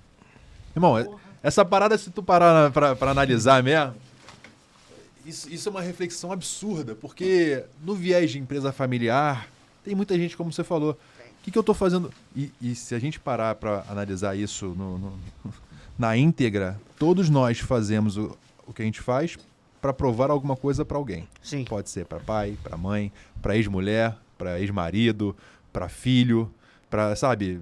Porque meu avô falou que eu não ia dar certo, ele vai ver só que eu vou fazer. Então a gente está sempre provando alguma coisa para alguém, nem que seja para si mesmo. Vou provar para mim mesmo que eu consigo, meu irmão, emagrecer. Com certeza. Muita gente que assume a empresa, fala, pô, o cara é advogado porque o pai é advogado e ele tem que assumir o escritório. Às vezes ele faz essa porra com o maior desgosto do mundo, mas tem que fazer para provar que ele pode, ou é obrigado a fazer. Isso envolve muito no âmbito das empresas familiares. Quando eu vou na IBMEC lá, que o Barbieri volta e meia me convida, aula de empreendedorismo. Isso até é um espanto para mim. Falo, quem aqui quer empreender, quer ser varejista e tal? Uns 30% levanta a mão. Eu imaginei que na IBMEC ia ser uns 80%. Desses 30%, quem vai assumir alguma empresa familiar? A metade levanta a mão. Então, existe uma pressão grande para o cara assumir. Muitos fazem e crescem, e é como a gente sabe a estatística, muitos vão assumir e vão quebrar a empresa. Como é que é para vocês essa relação de tocar uma empresa familiar e ser, consequentemente, quem daqui a algum tempo vai assumir, mas até a passagem de bastão, ela tem a sua complexidade. Eu vivi isso lá no Ceasa, vivo hoje dentro da Blumen, obviamente, né? A Sharon trabalha comigo lá. E a gente vive um dia a dia de marido e mulher que também toma decisões importantes e estratégicas para o negócio. Como é que vocês lidam com isso? Não levando o problema da família para dentro do escritório ou do escritório para o almoço de domingo? E o que vocês imaginam que seria uma dica, talvez, para quem está aí vindo a gente, que possa usufruir ou entender um pouco mais disso? Eu gosto de pensar da seguinte maneira. Da mesma forma que as empresas familiares têm chance desse problema da sucessão, elas têm mais chance de dar certo do que a maioria. Por mais que seja contraditório, é o seguinte: esquece a empresa agora e olha a família. A maioria das famílias passa por problemas. Sim. E existem famílias que não conseguem lidar com esses problemas e elas simplesmente se acabam. E quando as famílias se acabam, as pessoas ficam sozinhas, elas não têm um alicerce forte, uma união para poder acontecer. E normalmente, por inúmeros problemas, não estou aqui julgando famílias que não deram certo, mas às vezes é vaidade, às vezes é cada um não saber se colocar no seu lugar. Se você levar isso para dentro da empresa, E tem o outro lado, né? Tem famílias que são muito sólidas, passam por provações que você não acredita, independente da condição financeira, mas você vê que essas famílias têm. Elas são sólidas pra cacete. Tem briga, tem discussão, mas é uma rocha, cara. Então, eu acho que o mais importante dentro da empresa é você confiar e botar a vaidade de lado. É claro que a vaidade toda hora ela bate aqui no gogó. Ela toda hora quer te falar, que às vezes é o que você falou, todo mundo a gente quer provar alguma coisa para alguém. Se a empresa tiver com um direcionamento muito claro e se tiver respeito, é claro que é bonitinho o que eu tô falando, não tem como dar errado. O negócio é que fazer isso no dia a dia é difícil. Né? Eu acho que a gente precisa separar muitos casos. Por exemplo, no caso de uma empresa quebrada, você talvez precisa ser o revolucionário no negócio. Precisa trocar tudo, precisa fazer isso, precisa pegar aqueles 100 e poucos funcionários e vai todo mundo embora, vou começar daqui, porque o negócio você tem que reestruturar de uma tal maneira que a filosofia passada talvez já não caiba mais ali. Mas eu vejo muita coisa acontecendo com as empresas que não estão quebradas, que essa sucessão ela não se dá porque quem está sucedendo ele tem razão demais. E ele passa a não pensar dentro da caixinha. Então ele começa a levar para ele o quê? A minha mãe reclama do meu pai a vida inteira porque ele não conseguia ir na minha escola no Dia dos Pais. E aí tu começa, ao invés de entender o porquê que o teu pai não foi na reunião do Dia dos Pais, que por causa que o porquê ele tinha ficado na empresa aquele dia, tu começa a julgar e começa a querer revolucionar uma coisa que tá dando certo, de maneira que as pessoas passam a não se conversar mais. Então o que acontece? Eu quero mudar tanto o teu negócio que tá dando certo, que tu já enjoou tanto de falar um não pra mim, que a minha opinião passa a não ter mais valor pra você. E aí eu passo a querer mudar tanto a empresa e tu começa a ter grupos dentro da empresa. Então, eu acho que a coisa principal para uma empresa familiar é tu respeitar a história de quem tá até ali. E saber que as coisas que tu imagina não vão ser da noite pro dia. Isso vão demorar anos. Isso é maneiro. E eu costumo me colocar no meu lugar. Cara, eu comecei a trabalhar dia 26 de dezembro de 96. E eu nunca parei. Sempre fiz a mesma coisa. Eu sempre trabalhei com carro. No meio do caminho eu trabalhei com comida dentro de loja de carro. Aquele negócio todo. O que acontece? Essa jornada minha de lá até aqui, eu não vou querer que quando meu filho for assumir a minha parte na empresa, eu não quero que ele jogue tudo fora. Eu quero que ele melhore o que eu estou fazendo, mas entenda o porquê que está sendo feito. E às vezes a pessoa não entende. Esse ego que o Igor falou, ele junta muito quando a pessoa tem razão demais. Quem tem muita razão é burro, cara. Não, tu fecha tanto, tu se olha, tu é tão narcisista pro que você quer impor, que tu não tem a humildade de se olhar de fora da caixinha e falar, porra, meu pai não foi no Dia dos Pais na escola porque ele precisava encontrar com um fornecedor-chave para eu poder continuar naquela escola. Para isso tá aqui onde está hoje. E às vezes a pessoa não dá esse valor. Outra coisa que eu acho muito diferente dependendo do ramo que se assume, cara, não vai rolar. Entendeu? O meu ramo, por exemplo, a gente fabrica pneus. Eu sou a 3ª geração lá, que não veio do meu pai, veio do meu cunhado. O que tu falou da tua história é muito legal. Do Jabuti? Não, que o Michel falou da história dele lá do início, é o quê? Pô, quando eu nasci, a minha diferença de idade pra minha irmã mais nova é 18 anos. E pra mais velha é 22, 23 anos, pra você ter ideia. Naquela época, porra, eu sou de 82... Porra, mudou muito, porra. O telefone era um preço de um apartamento. Então, assim, porra, meu pai sempre foi trabalhador de fábrica, de tecelagem, começou embaixo, toda a família dele trabalhava lá, até chegar um cargo na época chamava encarregado, né? Então, ele era dessa indústria têxtil. Sempre funcionário, criou minhas irmãs, me criou, fez tudo aquilo lá. E eu perdi minha mãe com 7 anos. Quando minha mãe me teve, um ano depois ela descobriu que tinha leucemia numa época que não tinha nem possibilidade da idade dela entrar numa fila de transplante de medula. E eu vim perder meu pai agora com 30 anos. Mas o meu padrinho sempre foi o cara que eu quis ser quando eu crescesse. Caraca. Entendeu? Exatamente isso que tu falou. Sempre foi o meu ídolo. Ao ponto de eu ficar andando igual ele na loja. Eu via ele andando, balançando chave. Eu falava, porra, eu queria um molho de chave. O que eu queria era um molho de chave pra eu balançar, cara. Entendeu? E eu não entendia por que ele balançava as chaves. Anos depois eu fui entender. Mas eu queria imitar ele. Porra. Eu acho que ele balançava muitas... Primeiro porque tinha muita porta pra abrir. Mas eu acho que naquela época ele balançava muito as chaves. Tô chegando. Exatamente. Claro. Pro eu tô chegando. Entendeu? Pro assim, porra, cara... Tá o negócio é tão familiar, se tu tá dando aquela sentadinha aí, porra, dá fica uma postura moral aí, porque porra, tá pegando mal. Exatamente. Maneiro. Então, assim, em 2007, quando a gente abriu a Estilo Rodas, eu trabalhava com isso filme, com um filme de carro, dentro da empresa dele que chamava Itaipava Pneus, do pai e dos irmãos do pai dele, que acabou ele tocando, e eu não seria o sucessor naturalmente. Natural. Só que no meio do caminho a empresa se separou, tiveram alguns problemas, cada um foi para um lado. E eu queria montar um negócio de pneu que eu tô a vida inteira rolando pneu. E aí a gente começou a fazer um negócio junto e, graças a Deus, veio crescendo, viemos reinvestindo, fazendo aqueles negócios. Eu não concordo com tudo. Por mais dele ser o meu ídolo, de eu pular na frente da bala por ele, eu não concordo com tudo que ele imaginava naquela época. O que eu queria era vender pra caramba. Eu tava me lixando por margem. No final E ele sempre falava comigo, é assim. Se eu fosse desde aquela época tá batendo de frente, não tinha chegado onde eu consegui chegar. Eu não tinha conseguido aumentar as lojas, não tinha conseguido assumir um departamento comercial de uma fábrica. Eu não seria ouvido. Porque eu ia ser tão combatido que eu ia perder a voz. Então eu acho que isso dá muito do cara ter a humildade de saber o caminho que se percorreu até lá. Pô, tu não quer que daqui a 20 anos o teu filho chegue lá e fale, tudo que você faz tá errado. O meu pai não faz nada de certo porque tem que fazer assim, assim, assim, assado. Tu vai falar, porra, filho da puta, tu sabe o que eu passei lá quando eu tinha 24 anos? Tu já sentou na frente de um cara que tu deve tantos mil e falar com ele, irmão, me dá uma oportunidade? Cara, tu nunca passou por isso. Então não adianta tu julgar o que tu não passou.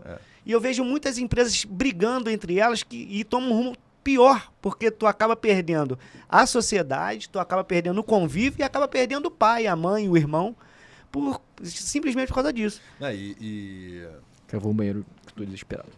Faz a unha pra nós. Pra continuar. Cara, a parada é muito... como eu falei, eu sou mentor da IBMEC, do IBMEC Hubs, e tem um movimento aí chamado Acelera Varejo, que é um movimento que eu toco com empresários e tal. Nessas palestras e tal, nessas coisas que me convidam para ir, principalmente na parte de faculdade, eu tinha uma palestra que era assim, 8 coisas que eu queria ouvir quando eu estava sentado nessa cadeira. E é muito do estudante.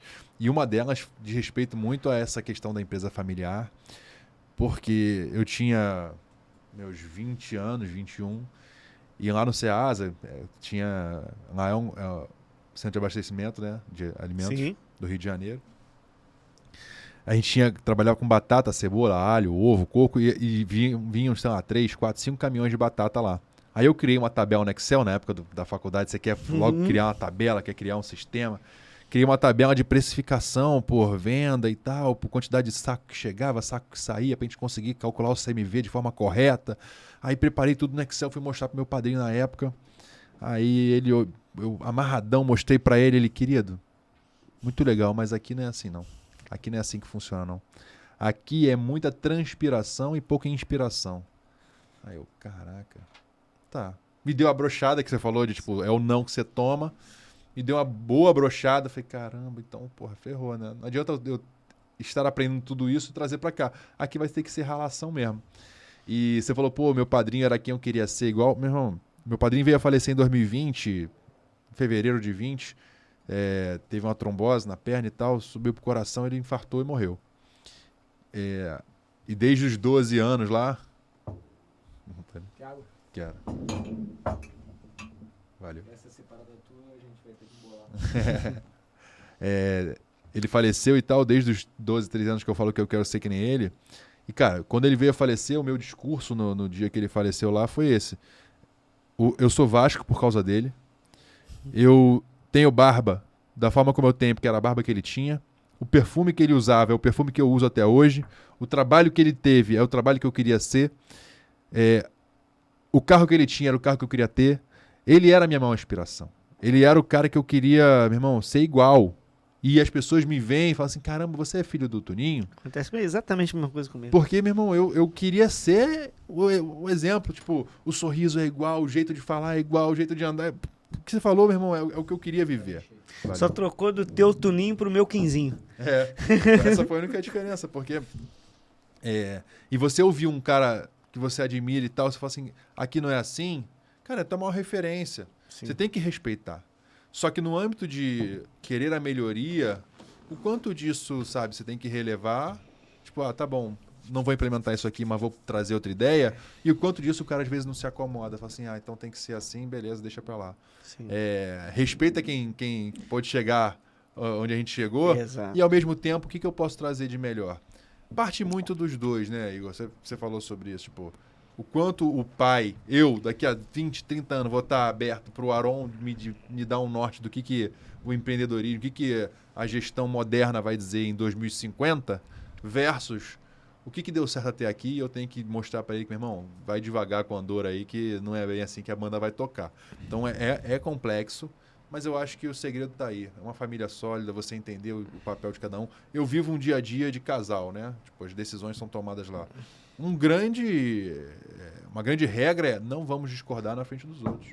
A gente pode até não concordar no mesmo pensamento. A gente vai chegar em casa e falar assim, não concordo com isso que você falou, ou não conforme a maneira como a gente está fazendo isso aqui. Vamos melhorar e decidir em conjunto para que o bem seja maior. Porque o que você falou, existem empresas que têm num casal, né? Eu sou funcionário da fulana. O fulano me deixou fazer isso aqui, por isso que eu estou fazendo. Aí é o prato cheio para o negócio desandar.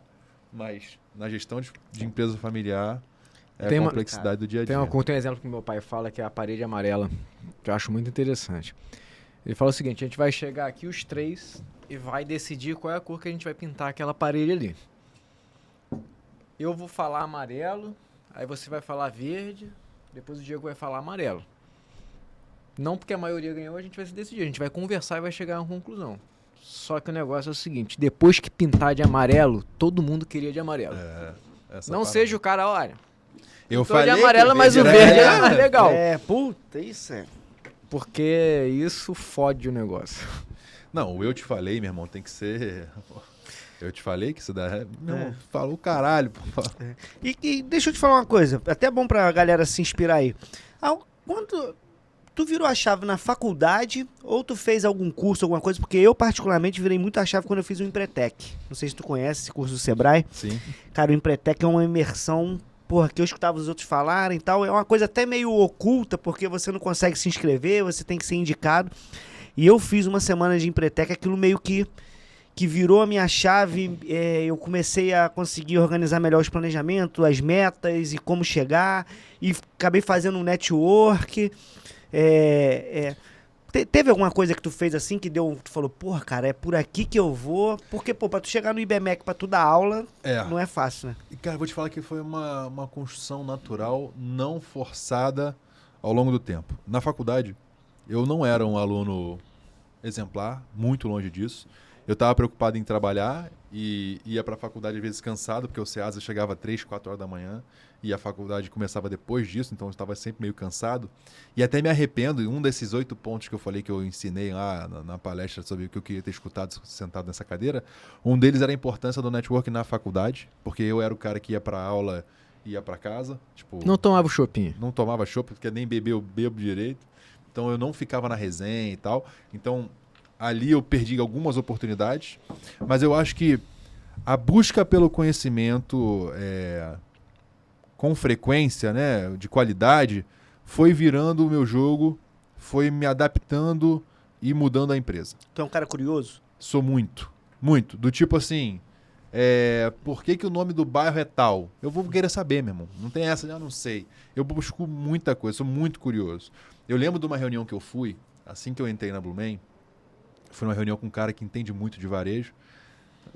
E hoje ele até me convidou, semana passada, para ser conselheiro da FEComércio, no âmbito de varejo. E hoje eu sou conselheiro da FEComércio. Muito maneiro. Eu fui numa reunião com esse cara e ele Pô, eu conheço a Blumen, conheci fulano, conheci Beltrano. Qual é o teu ticket médio lá? Aí eu, pô, de cabeça não sei. Teu preço médio de venda? Tua venda por metro quadrado? Teu CTO? Qual a tua margem líquida? Tipo assim, ele me fez umas 8, 9 perguntas seguidas. Eu falei, caramba, meu irmão, eu não sei porra nenhuma, peraí que eu vou entrar. E isso mesmo já tendo feito faculdade, isso mesmo tendo algum conhecimento, são tipo de coisas que eu não tinha na cabeça, mas eu sabia que era fácil de eu conseguir. Mas são algumas informações que você não pode, tipo, não saber, sabe? Não dá pra É o core do teu negligenciar, negócio. Ali foi uma aula de graça, né? No caso eu paguei o almoço, né? Não foi justo ter pago aquele almoço. Mas ali eu comecei a entender, pô, eu preciso entender mais disso aqui. Aí contratei um cara, isso é muito legal também. Eu contratei um cara que foi CFO da Redley Cantão. Ele foi mandado embora lá, foi demitido e tal, começou uma consultoria. E eu fui o segundo cara a contratar ele, eu sou o cliente mais antigo dele. É um cara que entende absurdamente de DRE, de fluxo de caixa, de margem de contribuição por canal de venda. Falei, pô, eu preciso disso, não vou ter tempo de executar, vou trazer um cara que entende, conheci, me conectei, trouxe ele para dentro de casa. Ele foi me ensinando a importância da gente ter, sei lá, uma análise, uma projeção de faturamento nos próximos 5 anos que está lá desenhado dentro da empresa desde 2016. Ele foi um dos caras que me ajudou a construir. O Flávio, que trabalha comigo, pô, o Flávio é um cara que teve 20 anos de mercado financeiro, trabalhou em banco e tal. Ele me deu vários nortes, me deu várias aulas sobre isso. Então, assim, eu busquei me cercar de pessoas muito mais competentes do que eu, nas áreas nas quais eles são muito referência, muito inteligentes naquilo ali que trabalham. E, ao mesmo tempo, fui buscar o conhecimento através de cursos e tal. Eu fiz, recentemente, acelerador empresarial do Marcos Marques, já tive palestra com o Marcelo Germano, da empresa autogerenciável. Eu faço parte de um grupo de network chamado Power Mind. Pô, lá você paga 70 mil para ter 3 encontros no ano, para se juntar com 35 empresários. Ali tem um poder do grupo absurdo. Eu conversei com um cara que hoje é meu amigo pessoal, o cara era vice-presidente da Claro. Bom, uma hora desse cara trocando ideia, conversando, é absurdo. E ele é um amigo pessoal que eu ligo para ele para falar, pô, tô vivendo esse dilema. E ele fala, pô, tô vivendo isso aqui, o que você acha do teu olhar de varejo? Então, essas trocas, buscando conhecimento, construíram essa bagagem. Eu não tenho nenhum grande target, tipo, um ponto de virada que me fez falar, cara, isso aqui foi muito importante. Mas essa construção de trazer bons profissionais, trazer pessoas qualificadas e estar sempre buscando a curiosidade de querer melhorar, eu acho que foi esse aprendizado. Muito importante, no estado de consciência. Para mim, ano passado foi um ano que eu mudei muito do meu jogo de saúde, filhos, etc. E tal. Eu falo muito do estado de consciência. Saber que eu não sei, né? E buscar conhecimento. Isso, para mim, é um dos grandes pontos de melhoria contínua, é ter a consciência do que eu preciso melhorar para me tornar uma pessoa melhor. É aquela história, né? O humilde é um eterno aprendiz, né? A gente está falando aí de vários desafios de como tocar o negócio, e o negócio de vocês é muito grande, né? E é claro, eu tava falando com uma amiga que tem uma marca independente de biquíni. Fala pra cair fora, pra uma furada aí. Aí eu falei, pô, o Michel da Blue é meu amigo. Ela, caraca, pô, o Michel é teu amigo, não sei o que e tal. E eu vejo que as pessoas olham pra Blumen com uma inspiração, assim, absurda, né? Além da dica da não concorrência, qual a dica que você dá hoje pra pessoa que tá começando qualquer negócio? Negócio do biquíni ou tá começando do zero? Que tem a dificuldade de tocar um grande negócio.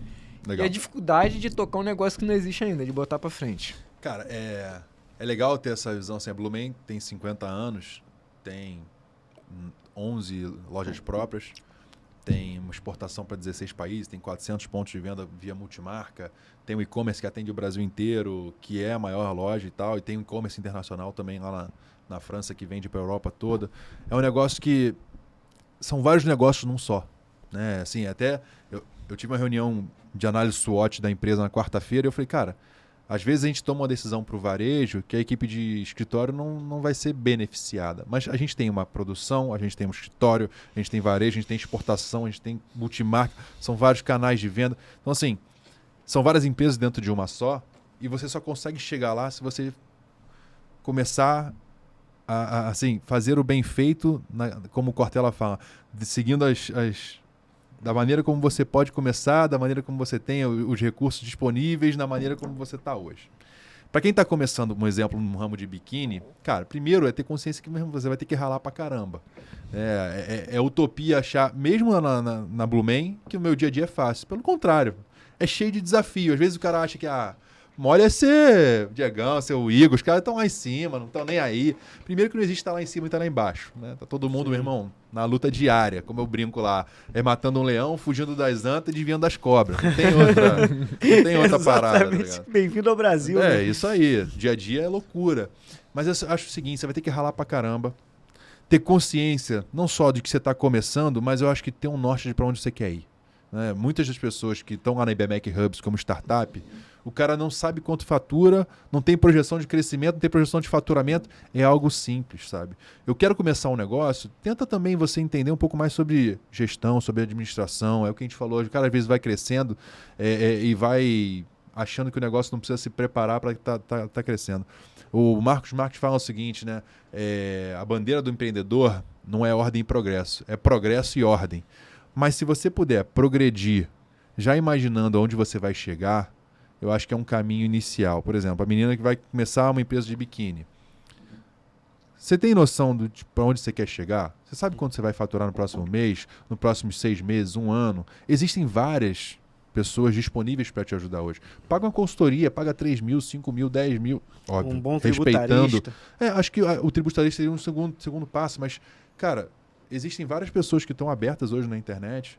Você pode passar 1 hora do teu dia olhando o TikTok ou você pode passar 1 hora do teu dia olhando sobre gestão de um cara que é totalmente acessível. Você consegue hoje ouvir o Flávio Augusto falar sobre, meu irmão, sobre empresa que antigamente você ia penar para escutar um cara mais ou menos para dar uma palestra. Então, assim, o conhecimento está aí. Então, busca isso de forma intuitiva. Tem Sebrae, tem várias iniciativas gratuitas, inclusive, de empreendedorismo, sabe? Tenta estruturar desde o seu início um norte para onde você vai. E o trabalho, meu irmão, é dia a dia. Aí é botar o negócio para acontecer, demanda muita ralação, como meu padrinho falou, muita transpiração, e além da inspiração, e tocar pau. Não tem muito, assim...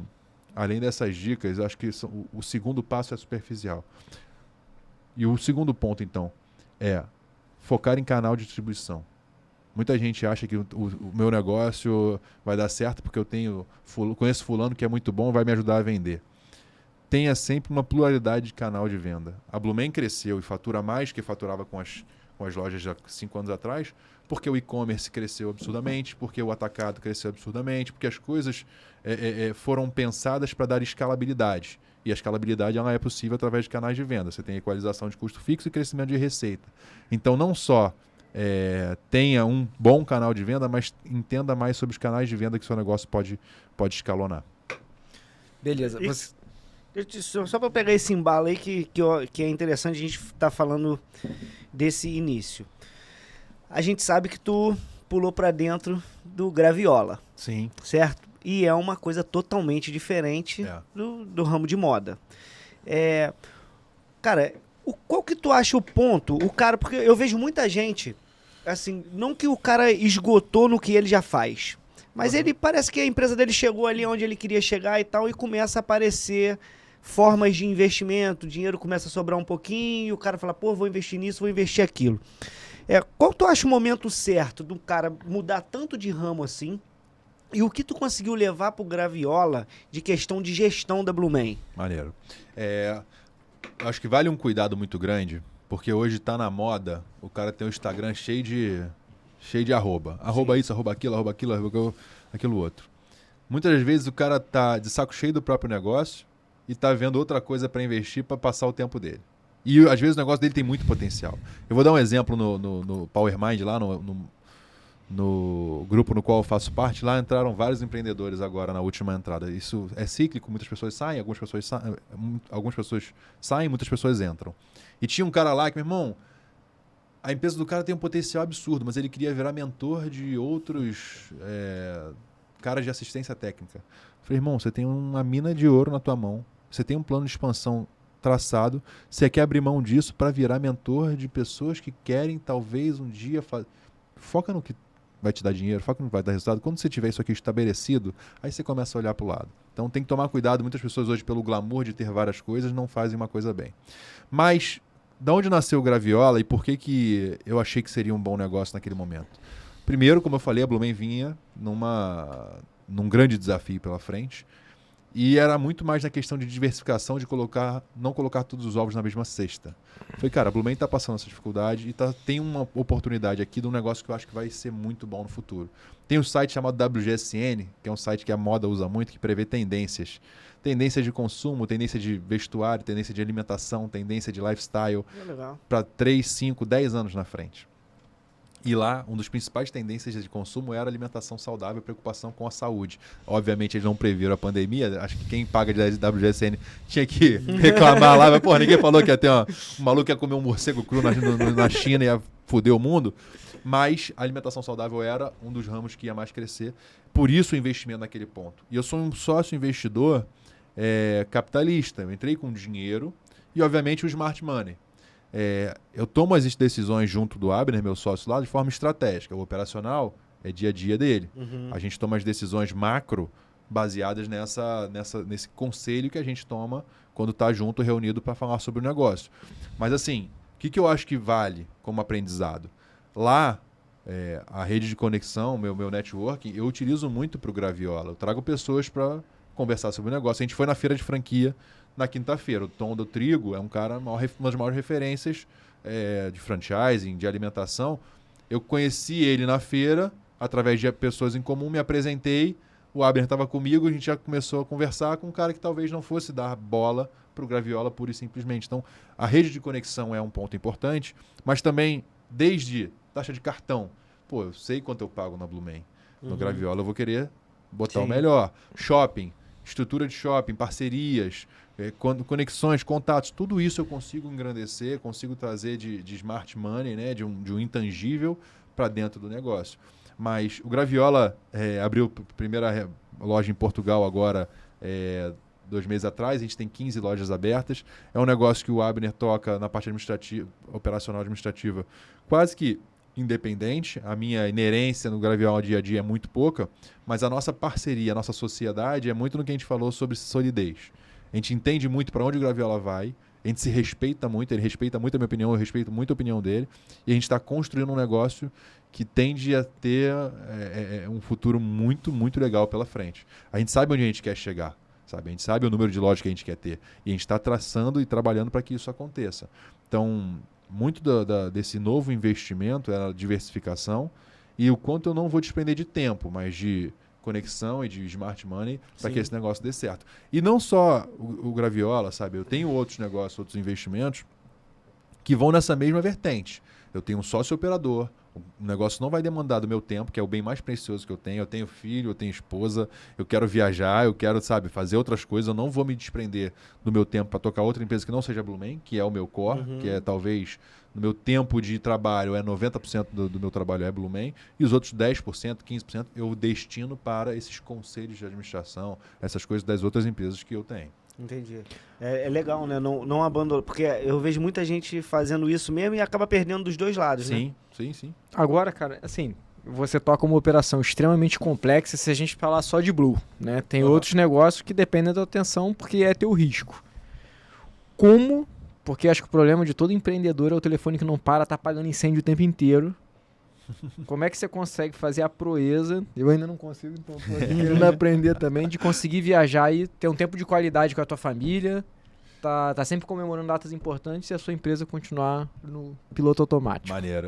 O piloto automático é a melhor analogia que tem, cara. Na construção da personalidade e tal, dos meus valores, meu pai faleceu, eu tinha 3 anos de idade. E eu tive um irmão que faleceu de leucemia com 7 anos. Eu tinha 7 anos, ele tinha 4. Então, o valor de família, pra mim, cara, é algo inegociável. Eu tenho a minha família, tá na capa do meu celular, as coisas que mais importam na vida tá aqui. São eles pequenininhos aqui, né? Essa foto tem uns 3 anos atrás. A gente estava na Disney. E eu já reeditei essa foto, mas essa pra mim marcou o momento e tal. Então, assim, primeiro de tudo, eu quero ser o pai mais presente possível que eu puder, sabe? Eu não quero lá na frente ter me arrependido de não ter vivido esse momento. Então, isso já parte do pretexto que a priorização é deles. Eu tinha reunião terça-feira, papai, joga bola comigo. Falei, papai tem reunião, filho e tal, mas joga só um pouquinho, meu irmão. Dane-se a reunião. Com todo respeito a quem era da reunião na época, na hora, falei, eu vou jogar bola com você, filho, depois o papai vê a reunião. Depende muito do que você prioriza. Óbvio, isso seria leviano da minha parte, até soberbo, entre aspas, fazer isso, porque, meu irmão, é o dono da empresa e, teoricamente, as pessoas estão ali para ter a reunião com você e não você ter a reunião com eles. Né? Não desmerecendo jamais ninguém. Mas por que eu acho que a empresa hoje ela transiciona bem e ela está quase que num piloto automático? Como o Marcelo Germano tem lá a empresa autogerenciável e tal. Eu acho que eu consegui trazer boas pessoas para dentro de casa e tenho também bons profissionais que têm o DNA da Blumen de 20, 30 anos lá dentro, que conseguem dar conta do recado. Eu falo uma coisa lá que é o seguinte, meu WhatsApp, você pode mandar mensagem 2 da manhã, 5 da tarde, 3 da manhã, meu telefone não apita. Eu vou ficar conversando com vocês aqui 3 horas e meu WhatsApp pode estar bombando. Se alguém me ligar, aí sim eu vou saber que o negócio é urgente. Eu falo, pode mandar mensagem à vontade. Quando eu puder, eu vou te responder. E eu normalmente respondo rápido. É normal isso acontecer. Então, assim, ter bons profissionais com capacidade e autonomia para poder tomar decisão dentro de casa já tira muito da dependência. Eu gosto de ter as pessoas comigo lá, as pessoas sabem como eu penso. Então, normalmente uma decisão, ela já está quase tomada quando chega para mim. É só a validação do que eles estão construindo. Isso transforma a empresa, né? Eu tenho lá 3, 4 pessoas de nível hierárquico que são diretamente ligadas a mim, que sabem muito de como eu penso e conseguem resolver boa parte dos problemas. É comum acontecer, e eu senti muito orgulho disso, eu passei 40 dias em Orlando. A Simone, que é um dos meus braços direitos, teve uma reunião que ela falou assim, Michel, semana passada teve um produto nosso que veio todo com defeito. Eu falei, caralho, fudeu. Mas eu já resolvi, tá? Eu fui lá, eu já dei entrada no tecido novo, eu já conversei com o fornecedor que a gente não vai pagar essa matéria-prima, essa carga, ele vai ter que honrar com isso. O pagamento que era programado eu já adiei. A entrada dessa estampa na coleção eu já joguei para o segundo pacote. Ela resolveu tudo. Tipo, é um nível de excelência, é um nível de treinamento, é um nível de capacitação dos seus principais líderes que você consegue ter uma tranquilidade de poder viajar, de poder estar uma semana, 10 dias fora, e as coisas vão estar tocando como se você estivesse ali. Óbvio, eu tenho os touch points, né, e isso é importante, também é legal falar. Mesmo viajando, mesmo estando fora, toda segunda-feira, 2 da tarde, tem reunião de alinhamento. Eu posso estar presente ou não, a empresa está sendo alinhada. Toda terça-feira, 11 da manhã, eu tenho uma empresa em São Paulo que a gente tem reunião de rotina e de acompanhamento. Então, as coisas acontecem, eu posso estar em Dubai, eu posso estar no Rio, eu vou participar dessa reunião. Se for algo muito pontual, eu falo, gente, vamos adiar de terça para quinta, mas toda terça-feira eu sei que eu vou ter um compromisso de reunião, então eu estou sempre tocando o negócio mesmo que à distância. É uma das maneiras que eu acredito que a pessoa consiga viajar e estar distante com as coisas acontecendo. Sair um pouco do operacional e subir um pouco para o estratégico, né? Mediar entre tático e estratégico, mas muito do estratégico tem que ser o dia a dia do empreendedor que está disposto a viver o valor de família, viajar, curtir e também tocar a empresa. E também entender que isso tudo tem seu tempo, né? Porque né, a gente falando que no início tu pensou em pegar um apartamento do lado da empresa para não precisar ir em casa. Tem muita gente imediatista, né, cara? O cara, ele abre um negócio, ele vai escutar você falar aqui e vai falar, nossa, se ele consegue 4 vezes, pelo menos uma vez eu vou. Sábado fui. E aí, porra, não sabe o que tem que pagar, não sabe o que tem para receber. Eu sempre costumo falar, e tu falou uma coisa, cara, que é marcante na minha cabeça, a questão do teu estoque, né? Uhum. Que o Quinzinho, meu padrinho, ele sempre diz, para você saber da saúde da empresa, 3 coisas são básicas. Você precisa saber quanto que tu tem para receber, quanto tu tem para pagar e quanto tu tem no estoque. Se souber isso, merda tu não vai fazer. Que foi o que aconteceu, né? O teu dinheiro tava no estoque. Tive um consultor lá, o seu Marcos. Pô, seu Marcos, gente boníssimo. Me ensinou muito. Ele falava comigo assim, Diego, porque eu sempre fui comprador. Tu chegava lá, comprar, negociava. Tu não era não. Aí era assim. Eu não comprava tudo, porque se deixasse ele queria que eu comprasse só com ele, né? Mas eu sempre fui muito comprador, assim, do cara, pra fechar uma carreta é quanto? Tantos % de desconto, eu comprava desenfreado. Um dia ele falou assim comigo, o dia que começar a entrar no teu estoque, em vez de tu olhar pilha de pneu, tu olhar pilha de dinheiro, tu vai parar de fazer isso que tu tá fazendo. E foi uma briga até, de anos comigo, o Sérgio que trabalha comigo, que faz lá, que ele é o controller da empresa, ele faz toda a parte de tabela, refaz as partes tributárias, é o cara que faz as estratégias de número. Ele brigava muito com isso E assim, de uns anos pra cá, ele fala, porra, ainda bem que tu aprendeu. Mas o que eu digo com eles é exatamente isso. A gente precisa entender os momentos das coisas. É verdade. Tem momento que tu precisa comprar pra tu entrar naquele fornecedor, tem momento que tu consegue segurar porque tu já tem aquele fornecedor, tem momento que tu precisa comprar pra repassar uma promoção. E quando tu fala assim de viajar, vai ter lá o Zelezinho que ele vai falar, porra, se ele consegue, eu também consigo. Irmão, planejamento, cara. Não faz nada sem planejamento. O cara quer fazer uma meta, né? Eu tô no ramo de carro. Eu falo, pô, eu quero fazer qual é a tua meta? Ah, no final do ano eu quero comprar um Fusion. Porra, e qual o teu carro? Porra, um Chevette.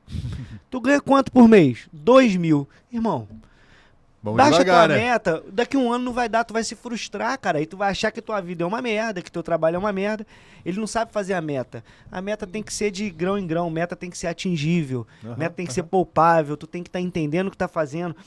Cara, eu fico pensando, né?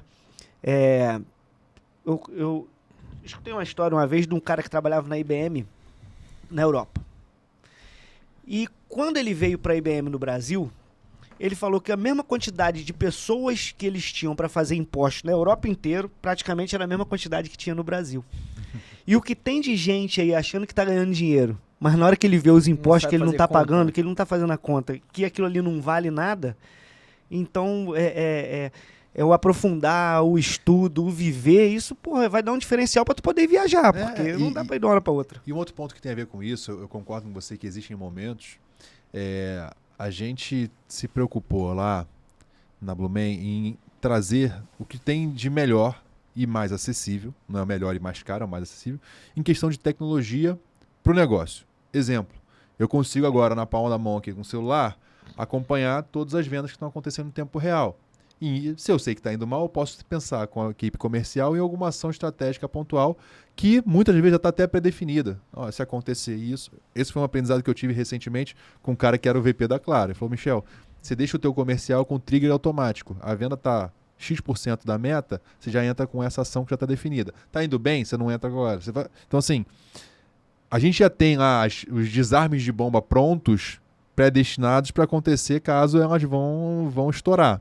Mas eu tenho na palma da mão toda a gestão financeira da empresa, tudo que é pago da empresa eu sei, do fornecedor de tecido ao fornecedor de brownie da ação de Dia das Mães, tudo passa aqui pelo meu olhar, a venda da loja, a questão de estoque, a questão de todos os processos principais, eu sou reportado.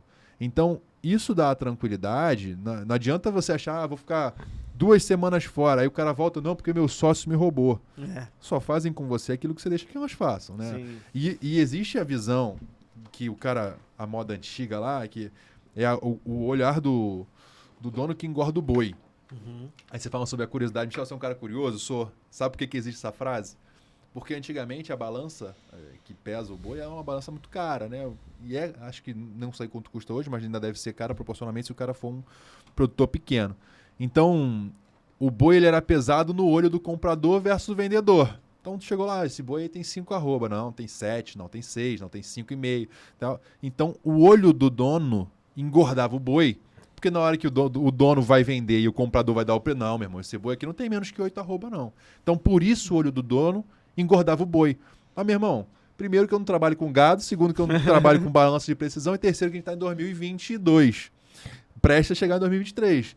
Então, assim, a visão de que é o olho do dono, se você tiver que estar em loco no dia a dia, discutindo com o comprador. Se você tem um nível de gestão, se você tem uma gestão à vista, se tem uma gestão na palma da sua mão, se você entende dos seus números, se você tem a tranquilidade, a tecnologia a seu favor, você pode tirar uma semana de férias, você pode ficar 10 dias longe e teu negócio não vai degringolar, teu sócio não vai te roubar, teu estoquista não vai te passar a perna. Então, assim, existem a acuracidade desde estoque até a maneira de gestão da equipe comercial, maneira de gestão da sua equipe de compras, que te dão a tranquilidade de que seu negócio vai ser tocado mesmo que à distância. Sim. Isso é importante saber as informações e ver, né? Porque é igual aquele esquema, tu tem câmera em tudo quanto é lugar, mas tu não abre o aplicativo. Não vai olhar? Não adianta nada. Eu entro no aplicativo todo dia. O de venda, o financeiro, sim.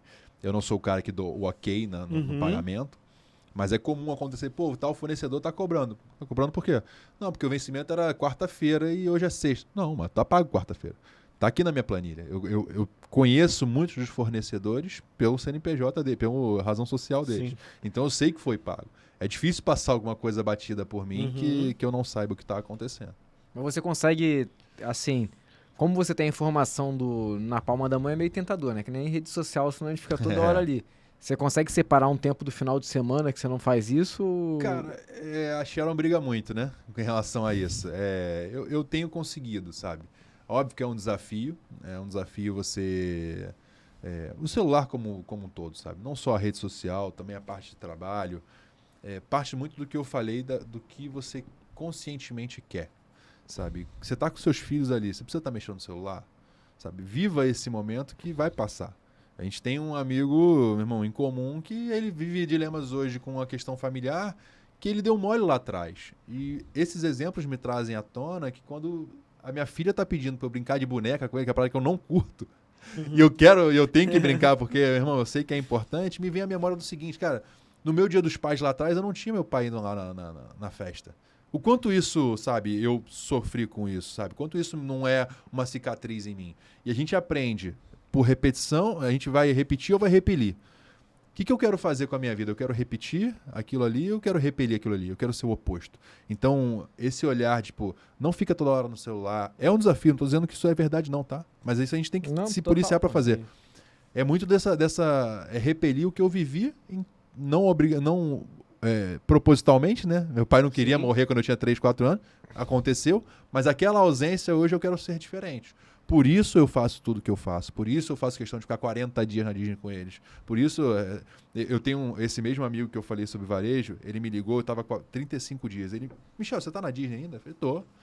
Pô, eu pensei que você era um empresário sério. Falei, por que eu não sou sério? Porque eu tô 40 dias aqui? Ele nenhum empresário que eu conheço faz isso. Eu falei, deixa eu te contar uma coisa, a empresa tem 50 anos. Ela vai durar mais 50 anos, se Deus quiser, eu estou trabalhando para isso. Meu filho tem 4, minha filha tem 3. Isso nunca mais vai repetir. Se eu não estou aqui agora com eles vivendo isso, daqui a 15 anos eu vou estar na Blue Man, vou estar lá tocando, a empresa vai ter crescido e eu vou falar, pô, eu podia ter ido para Disney mais tempo. Então, sabe, eu não me arrependo de nada que eu fiz. Eu posso me arrepender de algo que eu não fiz. Sim. Mas em relação a isso, a eles e a minha família, eu pretendo estar bem com a consciência tranquila do que eu estou caminhando para fazer. Não. E a gente saindo dessa parte profissional para a parte pessoal, que é uma coisa que eu também meio que vivo. Pô, tu perdeu gente pra caramba importante cedo, né, cara? Como que tu veio até chegar hoje? Como que tu veio lidando com esse medo de perder? Porque a gente que perde cedo, né, cara, quando a gente passa, principalmente na adolescência, de 14, de 15 anos pra frente, porra, a gente tem um medo de perder ferrado.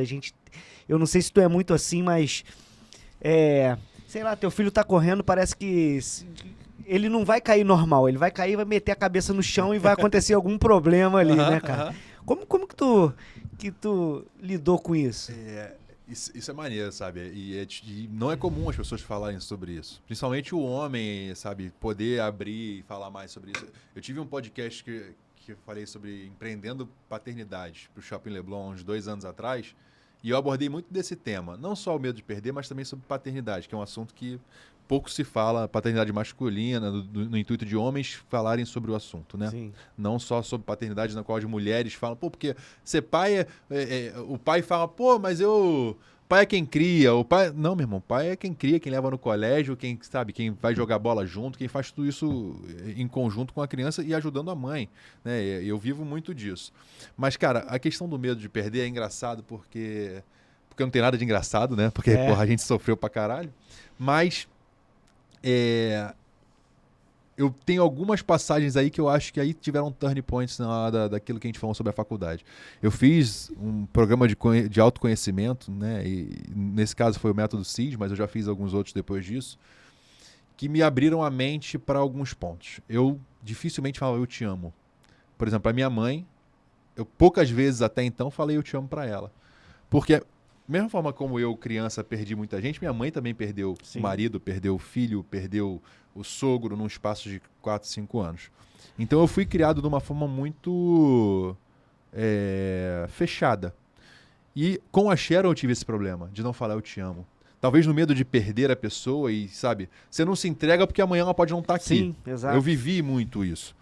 E aí, nesse evento, nesse programa de autoconhecimento, tinha um sábado que era 11 horas da noite, meia-noite, você tinha que ligar pra alguém pra dizer que amava. E eu peguei o telefone pra ligar pra minha mãe. Aí eu liguei 11h30 da noite. Oi, mãe. Pô, 11h30 da noite, sábado, tu ligar pra alguém. Oi, filho, aconteceu alguma coisa? Não, mãe, tô te ligando só pra dizer que eu te amo. Ela, filho, pô, obrigado, também te amo muito e tal. Aí desligou o telefone e falei, cara, não doeu. E foi bom. Ali, essa data, sabe, esse horário, esse dia me marcou. Depois disso, com a Sharon, pô, amor, te amo, te amo. Ela fala que eu até falo pouco. Para as crianças, não tem um dia que eu não fale eu te amo pra eles. Saí de casa agora pra vir pra cá, falo, filho, papai te ama. Filha, papai te ama. Beijo. Você ama papai? Amo, papai, te amo. Eles falam eu te amo desde sempre e vão falar. Sim. É muito dessa ruptura do medo de perder. Meu padrinho, como eu comentei, faleceu em 2020. Do dia que eu falei eu te amo pra minha mãe, eu comecei a ligar pra ele toda semana. Quarta-feira, eu indo pro trabalho, eu ligava pra ele. Oi, tio, tudo bem? Tudo, querido? Tô te ligando só pra dizer que eu te amo. Valeu, tio. Valeu, querido. Também te amo, tô com saudade. Vai lá em casa sábado, vamos nos ver e tal, não sei o quê. Muitas vezes a gente não se via, mas eu liguei pra ele toda quarta-feira pra dizer que eu amava ele. E quando ele faleceu em 2020, pra mim foi a maior perda consciente da minha vida. Até Sim. Então eram perdas inconscientes. Ele faleceu, eu tive muita tranquilidade de falar, eu falei tudo que eu queria ter falado pra ele. Eu fiz tudo por ele que eu deveria ter feito. Então, isso pra mim não tem preço. Esse destravar, sabe, de você falar pra quem você gosta que realmente você gosta, falar pra quem você ama que você ama. Isso me fez tornar um marido melhor, um pai melhor, um filho melhor. Muitas vezes um empresário melhor com o meu time, com a equipe. Eu não tenho a vergonha de falar isso pra eles. Pô, se eu gosto de alguém, eu falo mesmo. E por aí vai. E eu passei por um episódio, Diegão, em janeiro do ano passado, que foi quando eu pensei em criar o Movimento 208, que é um movimento que a gente se exercita 4 vezes por semana, ao longo de 52 semanas, 52 vezes 4 dá 208. E eu estava no avião, voltando com a família toda, e eu tive uma crise de pânico. Não chegou a ser uma síndrome, porque não se repetiu, mas eu tive uma crise de pânico e achei que eu ia morrer. Meu coração começou a disparar. Falei, porra, eu tô infartando. 3 horas da manhã dentro do avião. Falei, nunca tive medo de avião. Comecei a ficar enclausurado e tal, não sei o quê. Disparou um gatilho, eu desmaiei. Eu achei que eu ia morrer. E olha que bizarro. Eu achei que eu ia morrer e eu não pedi ajuda pra ninguém. Nem pra Sharon, que tava no banco de trás, nem pra babá que tava do lado, nem pra aeromoça. Tipo assim, eu não quero incomodar, vou morrer tranquilão aqui sozinho. Uhum. Fiquei boladão, acordei, desmaiado. Não sei se eu fiquei 3 segundos, 1 minuto ou 1 hora desmaiado.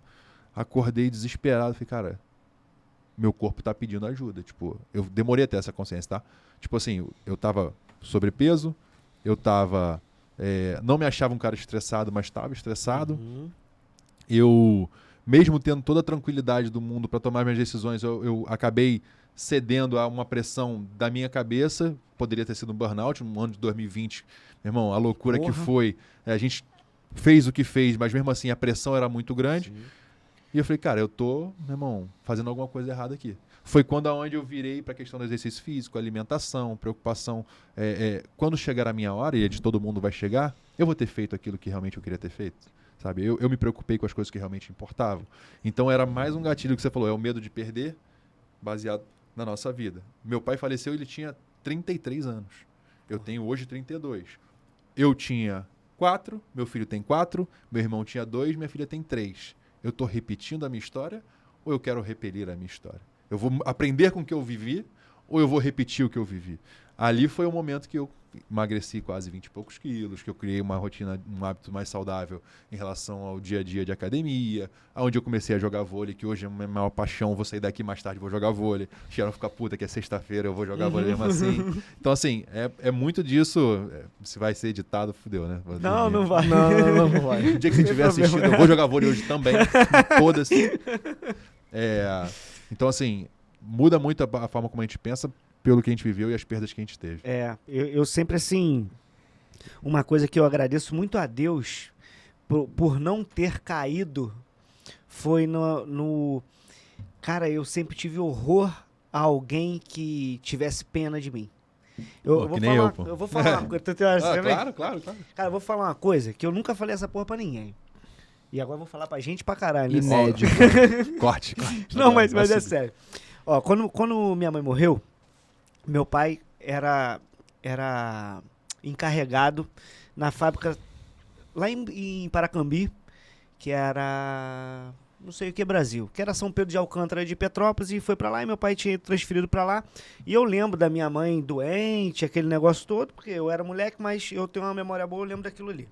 Quando minha mãe morreu, eu voltei pra Petrópolis, fiquei lá um tempo com ele, mas era sozinho eu e meu pai, naquelas casas de fazenda imensa, porque, porra, lá a Paracambi cresceu meio em torno daquela fábrica e tal, hoje até virou uma universidade lá, e lá o pessoal em Petrópolis tem muita mania de ir pra Cabo Frio. Aí eu lembro que numas férias lá, cara, não sei, devia ter uns 10 anos, 9 anos, eu fui numas férias pra Cabo Frio com a minha irmã, e aí eu lembro que aquele finalzinho de tarde, tu passava ali na Praia do Forte, tinha aquela feirinha, aqueles negócios todos, né? Cara, essa coisa me gravou muito. Eu lembro que eu via que o pessoal me tratava assim e tal, não sei o que faltava alguma coisa. Eu sabia que eu tinha perdido minha mãe. Por mais com 7 anos, a gente perde muito novo, mas a gente entende. Mas não tem a consciência. Eu lembro que eu tava andando um pouco assim mais pra frente, rindo e brincando com a minha sobrinha. Que a minha diferença pra minha sobrinha é 4 anos pra uma e 6 anos pra outra. A gente é muito irmão, né? E aí eu lembro que minha irmã virou pro meu padrinho, pro Quinzinho, e falou assim... Pô, eu rindo, brincando e tal. Aí ela provavelmente viu aquilo ali, né? E aí eu escutei ela falando assim com ele assim, porra, dessa idade, desse jeitinho aí, porra, e a mãe não tá aí. Que era a mãe dela também, né? E ela pensando, e ele falou, porra, eu senti aquele, sabe aquele... Por mais que eu tava feliz, parece que eles ficaram um pouco tristes por eu estar feliz e meio que não tô entendendo porra nenhuma do que é a vida ainda. Cara, aquele negócio veio me acompanhando a vida inteira, como assim, pô, irmão, ninguém vai me sentir pena de mim. Eu não quero que ninguém sinta pena de mim, entendeu? Eu quero só ser eu, cara. Eu quero ser feliz, eu quero errar, eu quero acertar. Pô, mas eu não quero ninguém com dó de mim. Se alguém puder me ajudar, que me ajude. Se alguém quiser me atrapalhar, que tente. Mas, porra, pra sentir pena, irmão, eu não tô aí pra isso. Eu quero dar a volta por cima e meter a cara e foda-se. Eu tenho muito disso também. Isso é uma coisa que, às vezes... Porra, o cara fica meio, né, travado, mas esse foi um gatilho que, graças a Deus, eu não consegui. Porque eu acho que se eu fosse um cara que quisesse que os outros sentissem pena de mim, eu não tinha saído do lugar. Eu tinha sido um cara mimado, não que eu seja alguém, entendeu? Mas um cara que não quisesse porra nenhuma com a vida e que tô aí só esperando o tempo pra morrer. E assim, tem muita gente que tem desculpas plausíveis, que é o seguinte, o cara fala, pô, meu irmão, eu tinha uma empresa e aí na época do Collor... confiscaram todo o meu dinheiro e por isso que hoje eu tô aqui. Meu irmão, mas o Collor tem, 30 anos atrás. Tá fudido até hoje por causa do negócio de 30 anos atrás. Porque eu tinha uma empresa com meu primo e ele me roubou. Tá bom, mas isso foi 20 anos atrás. A tua vida parou há 20 anos, você não...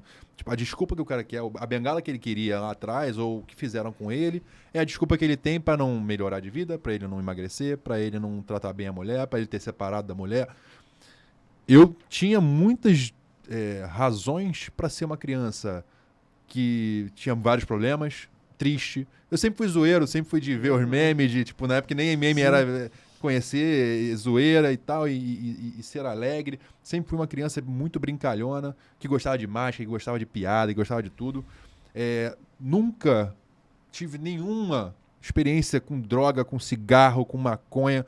Poderia ter ido para as drogas, poderia ter, ter os gatilhos...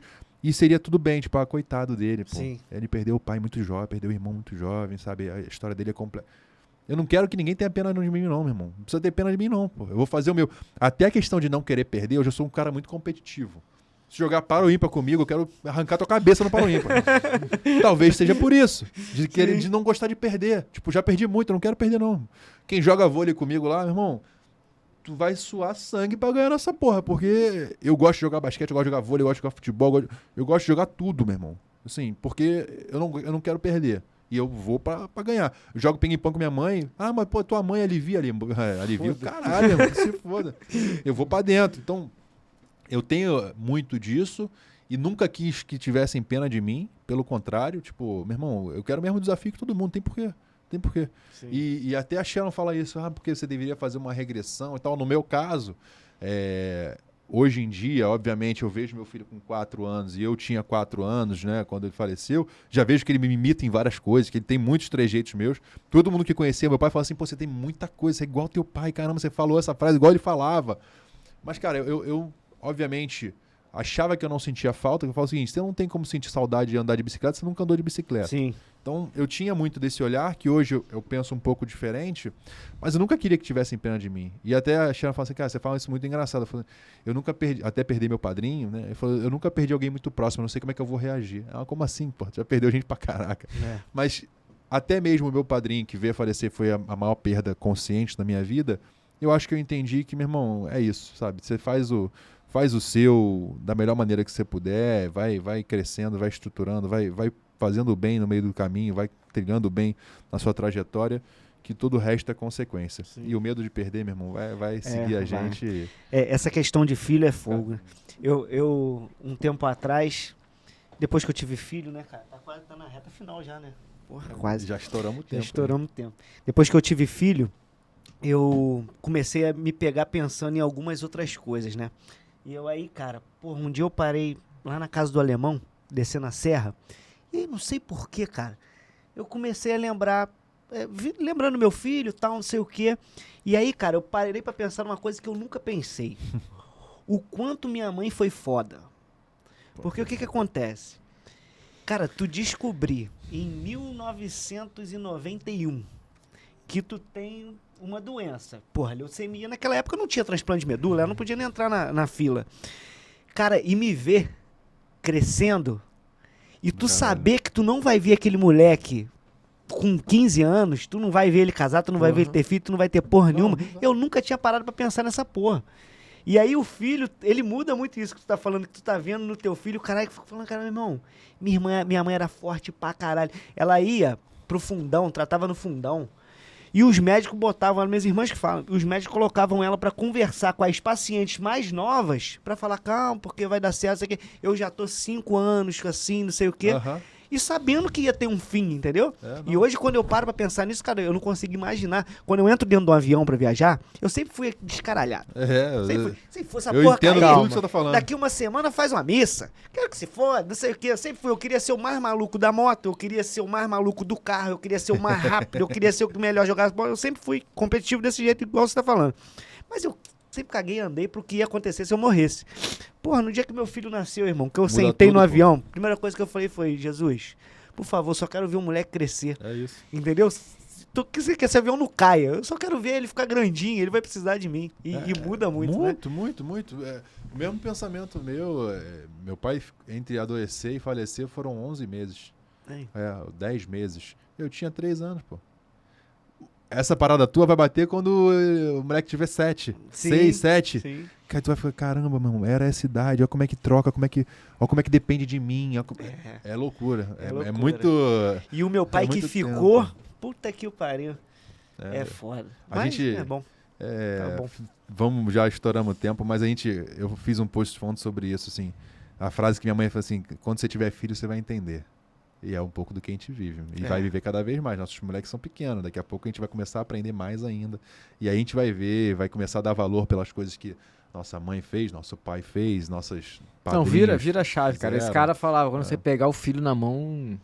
É outra coisa. É outra coisa. Aí tu vai entender o que realmente é o amor mesmo de... Porque a gente ama, porra, coisa. O filho vem pra mas nos o ensinar, amor do cara. filho é diferente, exatamente, porque ele tira toda a tua razão, né, cara? Tu vira só coração mesmo, e carinho. É demais. Eu acho que vale um outro papo só pra falar sobre isso. Que eu também acho. Piloto automático, babes. Pilotinho automático. Pilotinho, trazer a molecada. Então, reta final, cara. Aproveitar pra te agradecer por ter vindo. Porra, tenho certeza que vai voltar, porque tem resenha pra cacete aqui. Porra, Você esqueceu de falar alguma coisa? Que tu fala pra caralho.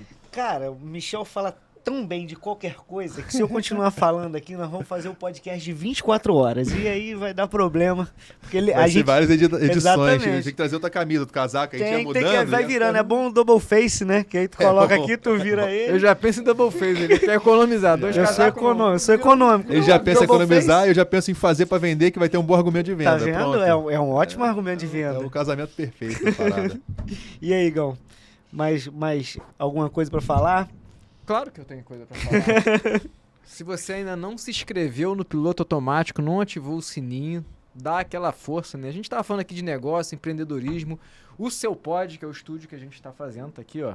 Se você quer fazer o seu podcast, ele depende do que... Money, velho, money, faz me rir. Então, se inscreve no nosso canal, dá uma olhada também lá no seu pod, nas redes sociais. É isso aí.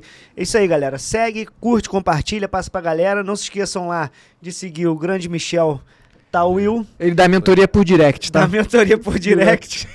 Se você mandar uma mensagem dizendo que você viu esse Call to podcast, action. eu vou fazer uma pergunta-chave de alguma coisa que aconteceu aqui. Porra, Aí se tu bom, hein? responder em menos de 1 minuto, eu vou saber que é verdade. Aí eu dou uma mentoria no teu negócio aí, Porra. de graça. Pronto. Aí sim. Segue lá o arroba Blueman Michel.Will. e o das Arroba empresas. Blueman Brasil, arroba Casa Graviola e por aí vai. Me acha lá que lá de lá você vai De encontrar lá o você caminho das pedras. Direciona tudo. Isso aí. Então curte, compartilha, segue. Eu não queria finalizar hoje, que eu queria que o Michel passasse uma mensagem pra galera aí, porque é de muito... Cara, é muito importante pra gente ter um cara como você aqui. Porra, a gente se conheceu, a gente tava construindo aqui o seu pod. É verdade. E, porra, cara, parece que eu te conheço há 30 anos, cara. Sabe? História de vida parecida pra caramba. Exatamente. Então, porra, é uma parada que anda muito junto. Eu queria que tu passasse aí uma mensagem pra galera, porque acho que nesse momento aí de podcast e dessa confusão que a gente tá vivendo aí, falta um Legal. cara ciente como você. Pô, maneiro. Fui pego de surpresa para dar o recado, mas eu acho que para contextualizar tudo que a gente falou aqui dentro, e cada vez mais a gente tem que valorizar aquilo que de fato importa, né? Esse é o recado que eu deixaria para quem assistiu esse tempo todo. A gente falou sobre carro, a gente falou sobre negócio, a gente falou sobre vida pessoal, a gente falou sobre filhos, a gente falou sobre tanta coisa legal e pertinente e que de fato as pessoas têm vontade em saber, mas no fundo mesmo, naqueles últimos minutos de vida, ninguém queria ter mais uma reunião, ninguém ia querer trocar mais um pneu, ninguém queria ter, sabe? O que importa mesmo são os filhos e o legado que a gente vai deixar em relação a eles. É o abraço do teu filho, é o beijo da sua mãe, é o carinho do teu pai, é aquele papo que você deveria ter tido com teu irmão, aquela mágoa que você ficou daquela pessoa que você gostava tanto e você, ficou de um dia de resolver e não fez. Então que a gente, de fato, dê valor para aquilo que realmente importa, e todo o resto é só o resto, né? É o biquíni, a comida, é o gravel, que isso tudo seja só o meio. O fim é o amor e fazer o bem para aquelas pessoas que estão ao nosso lado e que merecem nosso amor e o nosso bem. Acho que essa é a parada mesmo. O resto, meu irmão, é o detalhe. Isso aí. Boa. Muito obrigado.